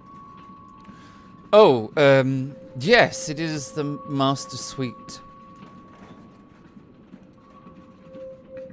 Makes sense for him to have a whole carriage to himself. Yes, and it's quite the carriage. Is it really? Yes. The inside's proper fancy. You always did have exquisite taste. Wow, it's definitely exquisite.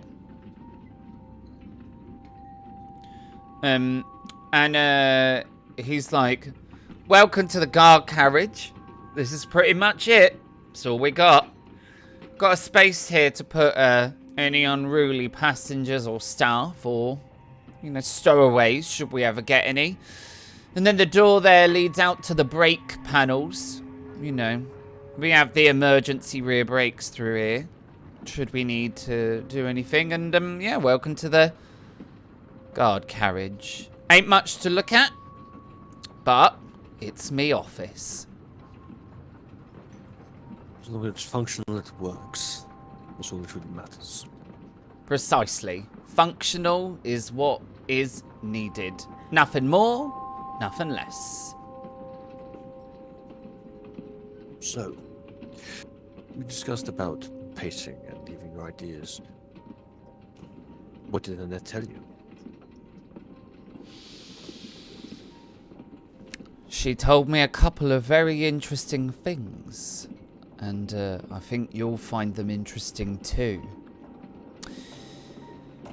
First things first, it would appear that Dr. Varland, and we're going to cut over to the bar car where we have Dr. Varland and Lily sitting. They've had a very deep and intense conversation, and Lily is trying her best to console a quite upset Dr. Varland. In your conversations, Lily, he goes from upset to angry to upset again, and he's very emotional about it. Eventually, he says,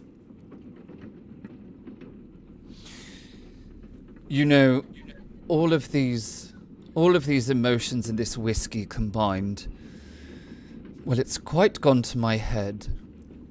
I think I should take my leave and maybe go and lie down a spell. Maybe wash my face and change before dinner. I think that's a very sensible idea, and only you would think of it. It has also been an incredibly tiring day for me. Would you escort me back to my room as well? Of course. And he gets up and he kind of offers you, his hand to help you to get out of your seat.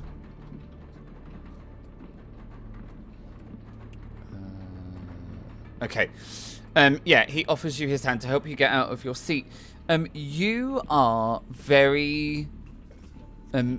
you are quite close to... Your room is in the same carriage, I believe. Is it?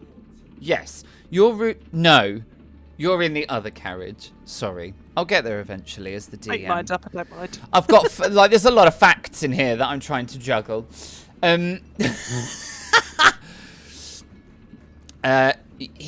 You're in the carriage one along, but he will walk you all the way to your carriage, and then he will walk back to his because he is a gentleman of high society. There is no one in the casino car.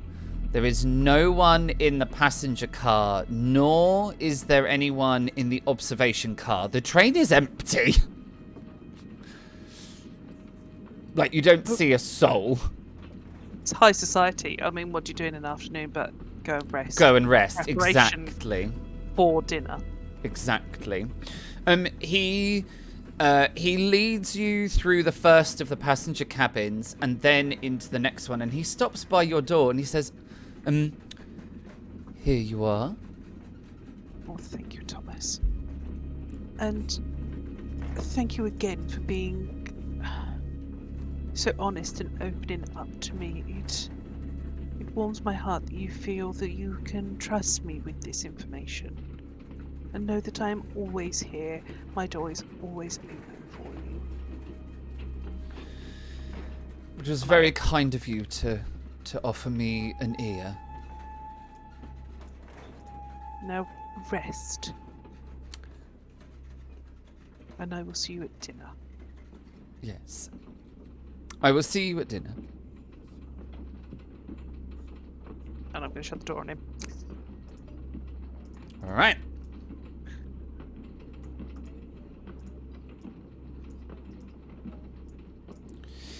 We cut to Max and Dagmar, who are rooting around in the master cabin.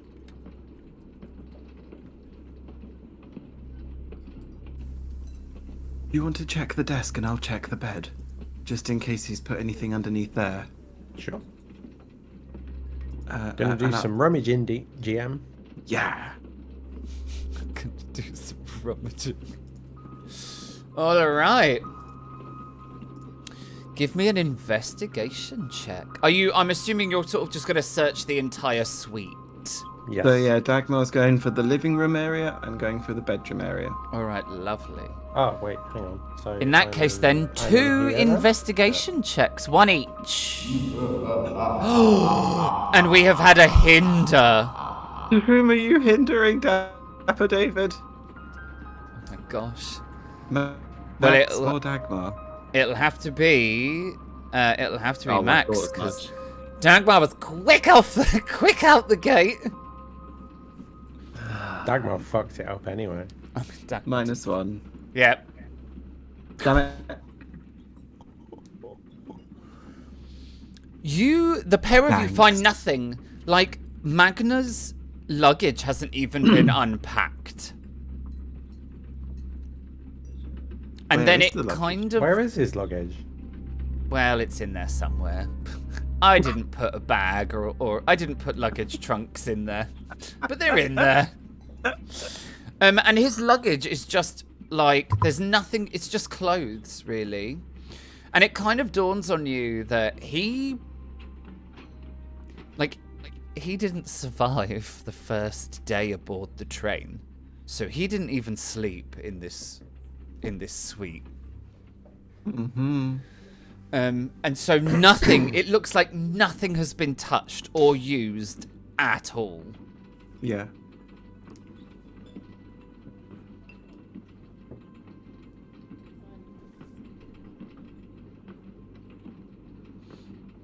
Have you managed to find anything?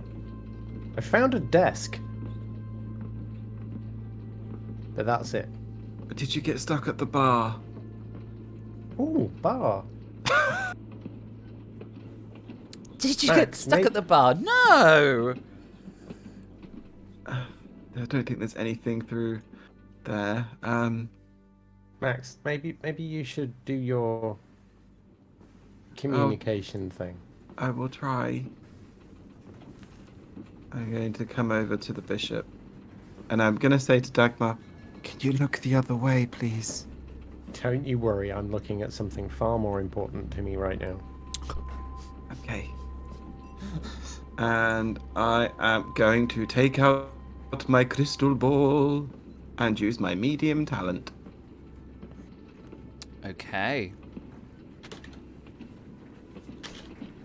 I'm also going to hold the priest's hand Okay. so as to try and actually kind of do that connection.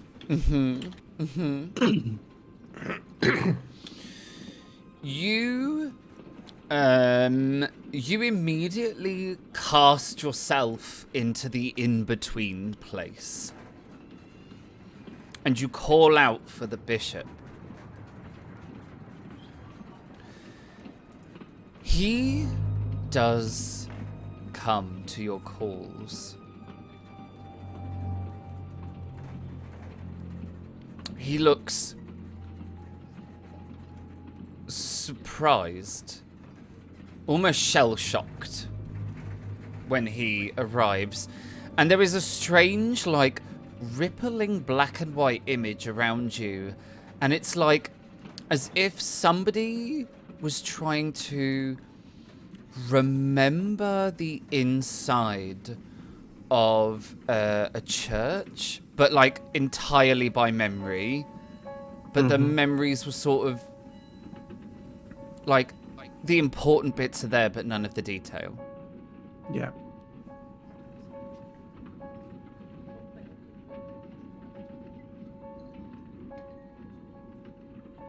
Good evening, Bishop. Please know that I mean you no harm. Have you come to confess? In a matter of speaking. Then come. Let us go to the confessional booth. I'd prefer to sit on the pew with you, if It that's okay. kind of just fades in around you. Like, whether you want it to or not, you find yourself inside the booth. The sound of the curtain slinks across the rail, and you feel this sort of sudden sensation that you're kind of trapped in here, even though you know you aren't. But it gives you that feeling that you are trapped. Yeah. There is a thwack as the priest slides the door, the little screen open, and light spills through like the little mesh. I turn to face him, not sitting my back against the back of the confessional. Mm-hmm. Bishop, after your passing, I have picked up your Bible.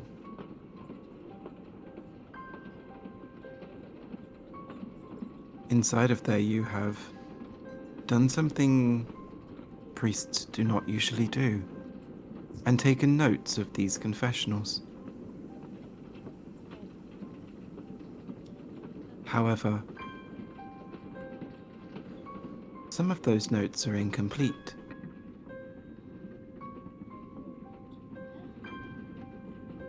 Did Magnar ever reveal his son's identity?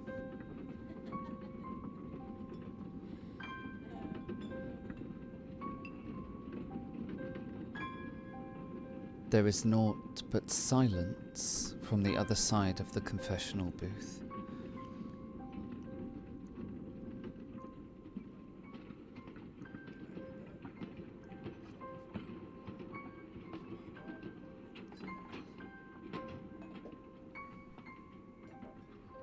He is in there, isn't he? Yeah, well, you can see something in there, but they're not actually very well lit on the inside. You can see someone on the other side. And obviously this is like some sort of weird in-between spirit shit. Yes, yeah, obviously, yeah.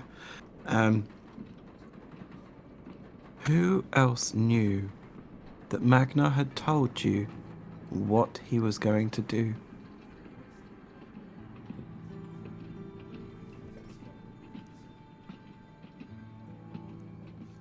Silence again. Because whoever it is that Magnar told, or you told, is the reason you are now no longer with us, and in this place.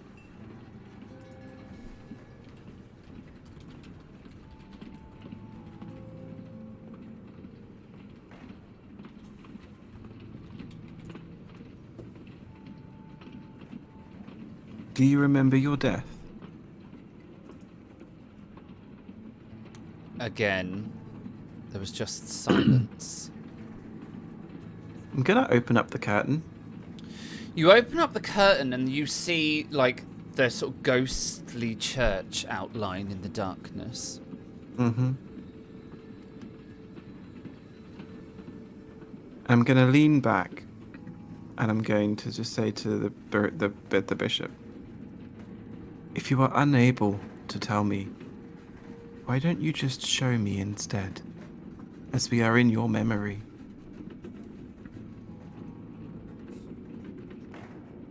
Nothing happens. Goodness sake. Max is going to get up. He's going to walk outside of the confessional booth, round to the priest's sides, and open up the curtain. As you open up the curtain, give me a fear check. For beyond, in the confessional booth, there is the priest. His mouth has been sewn shut. He is grey as the black and white memory around him, but every centimetre of his skin is covered in teeny weeny spidery writing.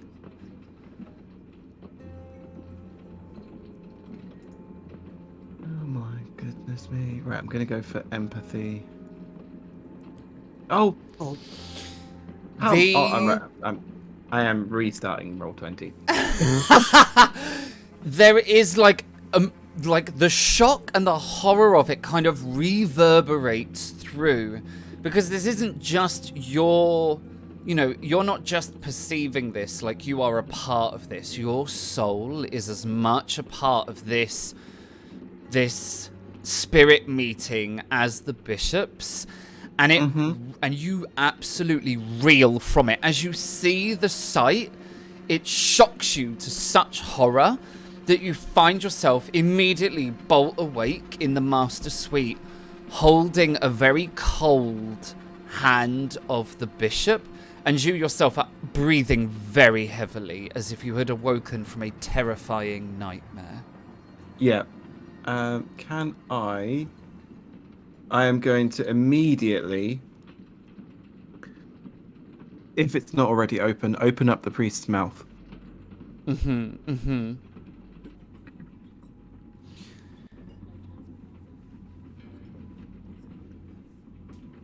There is nothing there.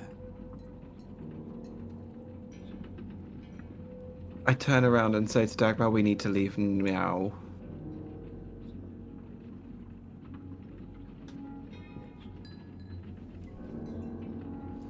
What did you see? What happened? This man has not only been killed, but he has also been bound in death. What does that mean? His mouth has been sewn shut. He is unable to tell his secrets.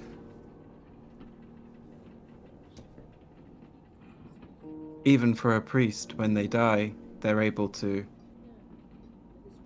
confer what goes on, or what went on. Fuck this shit, I'm out.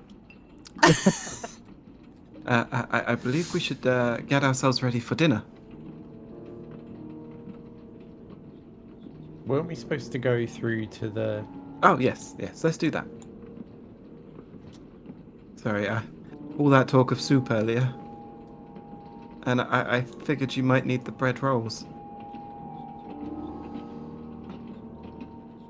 Don't know about bread rolls, but a nice dinner wine would be pretty good right now. Colonel, you hear the door opening behind you, like right behind you. I turn quickly. Oh yeah, no, I would turn quickly. And you just sort of see Dagmar and Max like tentatively appearing at the door.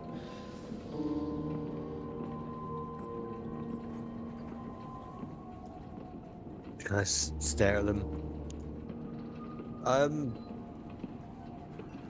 No, I don't think the colonel would have realised where they've been.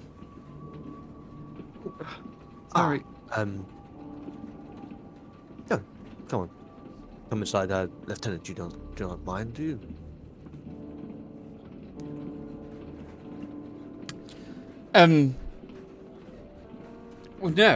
No, I guess not.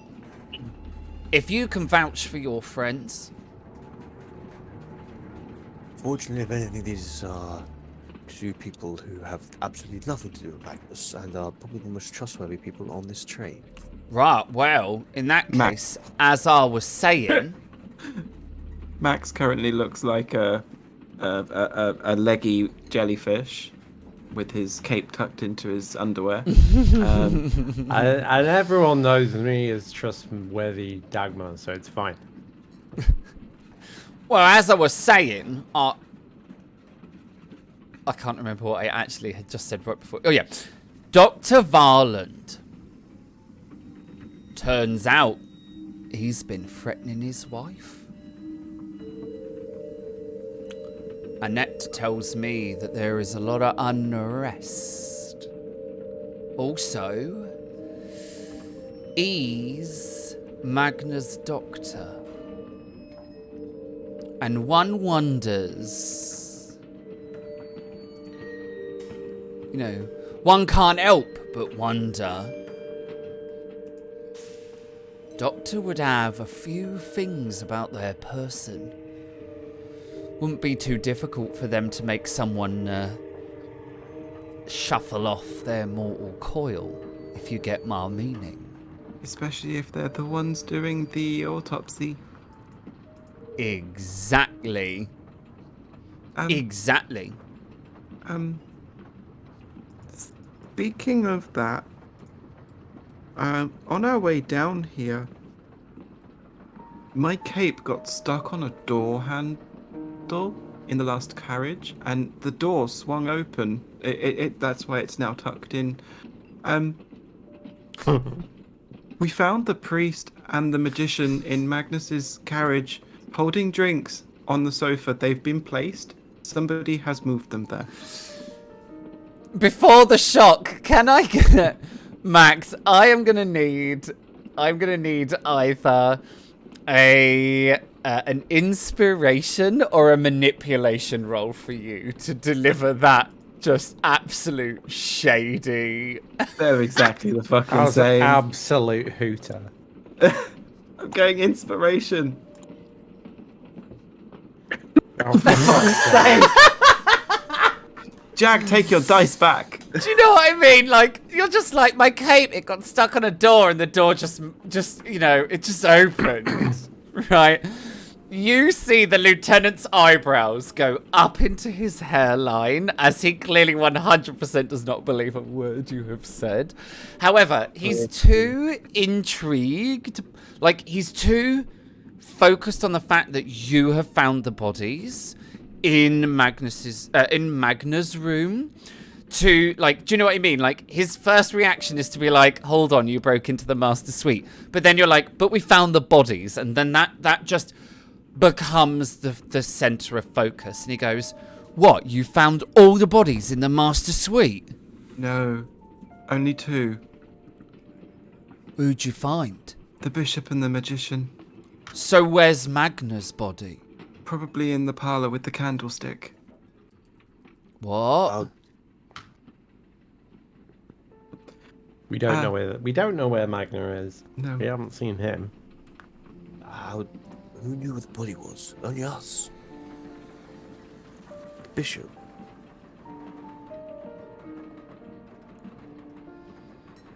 Well, and I locked the door. No one else has got all the keys, only me. The master suite was unlocked. That's why the door swung open as we walked past. Nah, that room's been locked since we left. Since we left Christiania.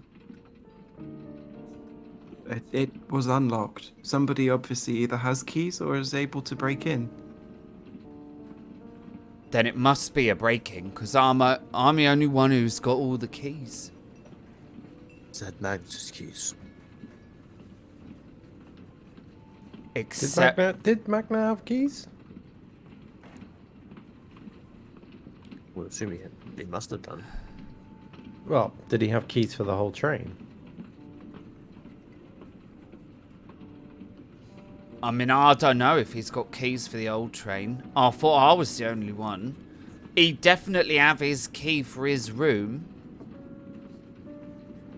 Can I see your keys for 1 second, please? Sure thing. And he kind of takes this ring of keys and tosses it in your direction. And it makes a lovely jingling sound as it sort of flies through the air and you catch it. I don't catch it. Dagmar's had plenty of brandy. I miss it completely and it makes a lovely clunk noise, but I still pick it up. Because I know I've asked this question before, but I can't quite remember the outcome, but I also didn't get to see these keys in close inspection. Do they look like the keys that I pulled from the lonely guy's drunk pocket? No, they don't. They don't. So they're not the same types of key? No, they're not the same kinds of key. Okay, good.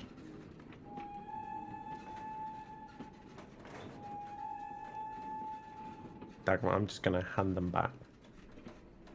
And he just like puts them back in his pocket. The problem we now have is, who knew? I found myself wondering if Dr. Varland's got a key. He was Magna's physician after all. Where is Magna?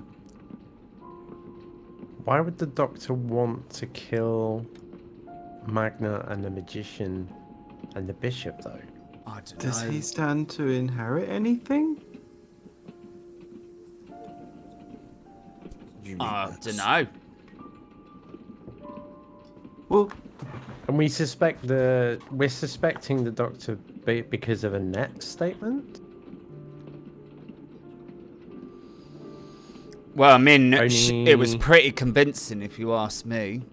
Only I have a suspicion Annette and the Doctor's wife may have more than a civilized relationship, if that makes sense. He scrunches his face up and he's like, I don't know what kind of accusations you're making, but they're both noble ladies.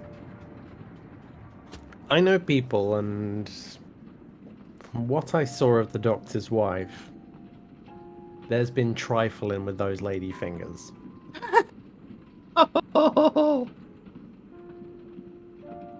Issue of that then skews Annette's testimony to you, if that is the case.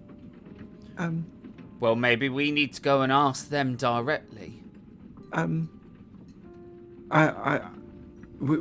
If we are pointing the finger at potentially Dr. Varland, Mister, we left him alone with our other compatriot. There was the barman there. It's fine. Well, that's only if they stayed in the bar. What if they've gone to the observation car? There ain't no one there. We should go and check on your friend immediately. Absolutely. Max does as he turns on his heels and is through the door.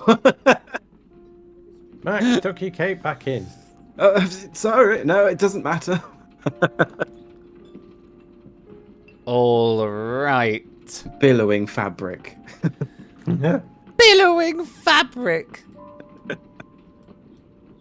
It's my next gamer tag. All right. You head... Well, all of you... Oh, now I've done it. All of you head into the... all of you head into... You go past the master suite. You head into the cargo carriage. And you make your way through the first of the... you make your way through the first of the, like, bedroom carriages. And then into the second. What order is everyone going in? I appear to be in a shelving unit, so I'll go at the front. Billowing Max was first. So. Yeah. Okay, so... Okay, well, I'll put you in that order then. Right. Yeah. Dump, I'll be behind. dump. Oh, I'm going to have to, like... Because, you know, there's limited space in a train carriage. Limited. Goodness me. Right, there you go. I'll be behind the guard. You find Dr. Varland, like, sitting on the floor with his knees up around his chin. So he's completely on the floor, like, feet on the floor, knees up, and he's leaning against the back, like, he's leaning on the wall, looking into his room. And he looks... There is something terribly wrong with him. Gonna literally fling my head around the door. Oh my goodness me.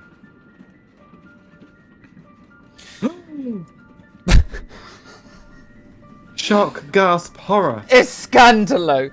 You fling just your happened? head around the door frame and you find Annette and Dr. Varland entwined together on the bed. Both of them in a state of undress. Trifle. However, They are both pale as corpses and have expressions of pure terror on their faces. Fuck. And it is right there that we are going to leave it No! for this evening. Hey, Luke, you're such a shit. Dan, you're such a shit. Why am I shit? Trifle! It's just lady fingers and not dead fingers. I mean, it's dead lady fingers in the trifle at this point. Oh, stop it. Oh, we're going to need a bigger fridge room. Well, at least we've got 4 bodies now. Yeah. Just let this monster do what it's doing and just kill the whole train. Done. There's only 2 left. Come on. Yeah, we can toss a coin now and guess who the murderer is. Yeah. I can't tell you how much fun I'm having with this particular chapter. Like, It's really this is good, actually. turning This is into a little fab. bit of a masterpiece. It's absolutely superb. I mean, knowing my skills, having played Murder Mystery before, I mean, you could probably still kill us all off and have one person who would still be going, I don't know who it is. I Like- thought I was very decent at murder mysteries. I'm really not. I'm Yeah, screwed. I thought it was the 2 ladies working together to, like, form back a childhood bond. No. Right, I've got literal notes of questions to ask, specifically to Mrs. Dr. Farland. No. No, not anymore. Nope, she's dead. It's too good. Honestly, it's too good. It's the train driver. We've not spoken to the train driver yet. Must Did anybody is- also notice there was another door inside of the guard's carriage? Wait, what? It went to the brakes, apparently. Apparently. It's a bit like that one next to the fridge cabinet or the fridge unit that took a long time to be noticed. Mm-hmm. Yeah. Honestly, I'm so in love with this episode, and I'm so in love with you guys. I cannot say thank you enough to my incredible cast this evening, who legitimately bring a page of notes to life. Like, literally, I've just got a few pages of notes as to, like, what has happened step by step. But you guys take those notes and you turn them into these ridiculous stories of horror and mystery. And inappropriate words. And inappropriate words. So a huge thank you to the cast. We're going to do our normal trick where we go on a little journey around our cast members. We're going to start down the bottom with Max. Who are you? Who did you play? Where can we find you? What do you want to say? Hi. So I'm Max, played by Mutinous Mikey. You can find me on Twitch and most good social media places under the same name. Yeah, it's been absolutely fun. I've been loving this so much. So thank you very much to Luke and the players. Thanks. Yes, huge thank you. We have the who's next? The Colonel. We have the Colonel next. Who are you? Who did you play? Where can we find you? What do you want to say? I'm Jack, also known as Viking Jack. I'm on most social medias under J&B the Colonel. Yeah, just Hashtag buff Colonel. Absolutely. Thank you, chat. yeah. So I've just been confused playing Lieutenant Colonel Bartholomew Seaton this whole game. I'm lost. I mean, at this point, I'm suspecting myself as the murderer. So, I mean, you think you might be the murderer? Like, chat is getting thirsty for hashtag Lieutenant Snack. The GM is over here. Like, do you have the fiercest braid in your hair right now? to do. I have 3. I feel you. I need.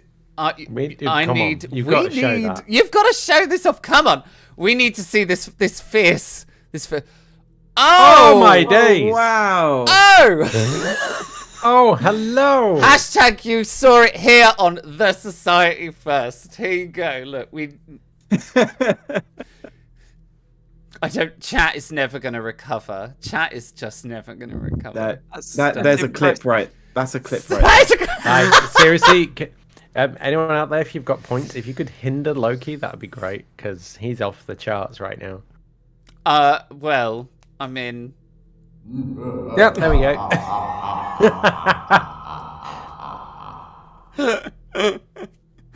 And we're gonna carry on our journey around the circle.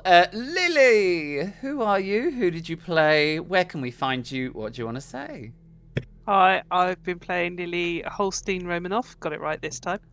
I am Charlie in real life, and a complete opposite to my character in regards that you'll pretty much not be able to find me. Ooh, sus. How sus is that? Yeah, rather You'll not never available. find me. Never find me. Yeah, I do appear on Mutinous Mike's sailing occasionally, and yeah. Thank you to all the characters. Have loved this evening. Thanks to chat. It's been absolutely hilarious reading alongside playing here. And yeah, I'm playing very much like my character that hasn't got a clue on who the murderer is, because actually she's more worried about where her next drink's coming from. So yeah. I mean, fair. And last, but by no means least, Dagmar, who are you? Who did you play? Where can we find you? What do you want to say? So I'm Dan, otherwise known as Divin Inc., and I've been playing Dagmar Eriksson, the functioning alcoholic. Functioning. Yeah, functioning is a matter of perspective. He did the lock picking. Absolutely. Yeah, they amazingly. did. They did indeed. Yeah, we had all the things. And I locked a door with a Yeah, lock we had picker. the lock pick Yeah. the door closed. Never before have we heard of a lock picker locking doors with it. Honestly, we've had the lock pick lock the door. It's been Dagmar wild. the trendsetter, complete game changer. But yes, you can find me on Twitch at Divin Inc. Thank you for the shout out. I was like, quick mod, someone done. You're well ahead. Thank you of very me. much. Playing a variety of games and various chaos, sometimes involving alcohol. Hardly surprising given my character I play here. I'm really hoping that we get another horror stream. Fuck For off. everyone who is watching right now, sorry, it probably won't be available on catch up unless you watch it tomorrow. But if you are watching this evening, head on over to Divin Inc., where you can probably catch the VOD. The VOD's there. The VOD will be there for another 2 weeks. I don't do horror streams very often, and when I do, everyone absolutely scares the living bejesus out of me because I'm crap at horror games. I even get nervous sometimes in this. So my absolute favourite moment of all is the fact that just before the stream, when you had finished downloading the game and you popped it open, you were in voice chat, and you were like, even the menu is freaking me the fuck out. Even the menu screen made my heart race. And we all knew. It was that bad. Oh, From that moment, we knew it was going to be a work of genius. It's no wonder I drink. I do a horror stream every 100 follows at the moment, so I've got a break before we get there, so it's fine. But I can also be found on. I can also be found on Twitter, TikTok, YouTube, and Instagram. Yeah, a huge thank you to our incredible cast who bring all of these ridiculous stories to life. And I just throw in a little bit of horror. I am Loki. I was your GM for this evening. I am the one that writes a few pages of notes and then lets these incredible cast members bring these ridiculous stories to life with fun, gasps, revelations, murder, horror, all the things. You obviously can catch me here on the Society, but if you are interested in seeing me as a player, head on over to Grumpy Battersby's channel, where I feature in the Red Team, where I play Flink, a computer hacker in their Judge Dredd and the World of 2000 AD campaign. So do head on over there and give it a check out if you want to see me on the other side of the GM screen. With that, we're going to head over to the credits. So we're going to say a one last thank you and a goodbye to our incredible cast. And we are going to head on over to the credits. Our incredible contributors to the stream are going to appear here in the credits. They're going to like scroll up as I just chat absolute nonsense for a small amount of time to give the credits time to roll up. We want to say a huge thank you to all of the incredible contributors. We shouted Zhuzha out in the chat, in the game earlier for the incredible character art. Do go and check her out on her social medias for her incredible art projects. There are, the whole list is coming. If I sit here and read this all out again, I mean, you can read it and I'll just talk. We are going to be back next week for more of Chapter 4, hopefully where our players will discover some more clues and uncover some more revelations that will lead them to discover who or what is murdering passengers aboard the Trans-Nordic Express. We are really looking forward to seeing you then for our stream, where we hope to see you next week. We are going to go and find ourselves someone to raid into. This is where I do my best Max impression and I reach into the void, where I await one of the mystical spirit voices to let me know where we are raiding to. So, /raid. Nerd works with a U. Nerdworks Media. Okay, I'm gonna hit the button. Okay. Ooh, okay. We are heading over to Nerdworks Media channel, and they are playing a Star Wars tabletop roleplay game. I'm going to say a huge thank you to everyone that came along this evening, and for everyone that catches up on our YouTube. It is a huge thank you to you as our viewers, because really we come here every week and tell these stories for your entertainment. So a huge thank you to everyone that comes along and catches up. We hope to see you next week. Now let's head on over to Nerdworks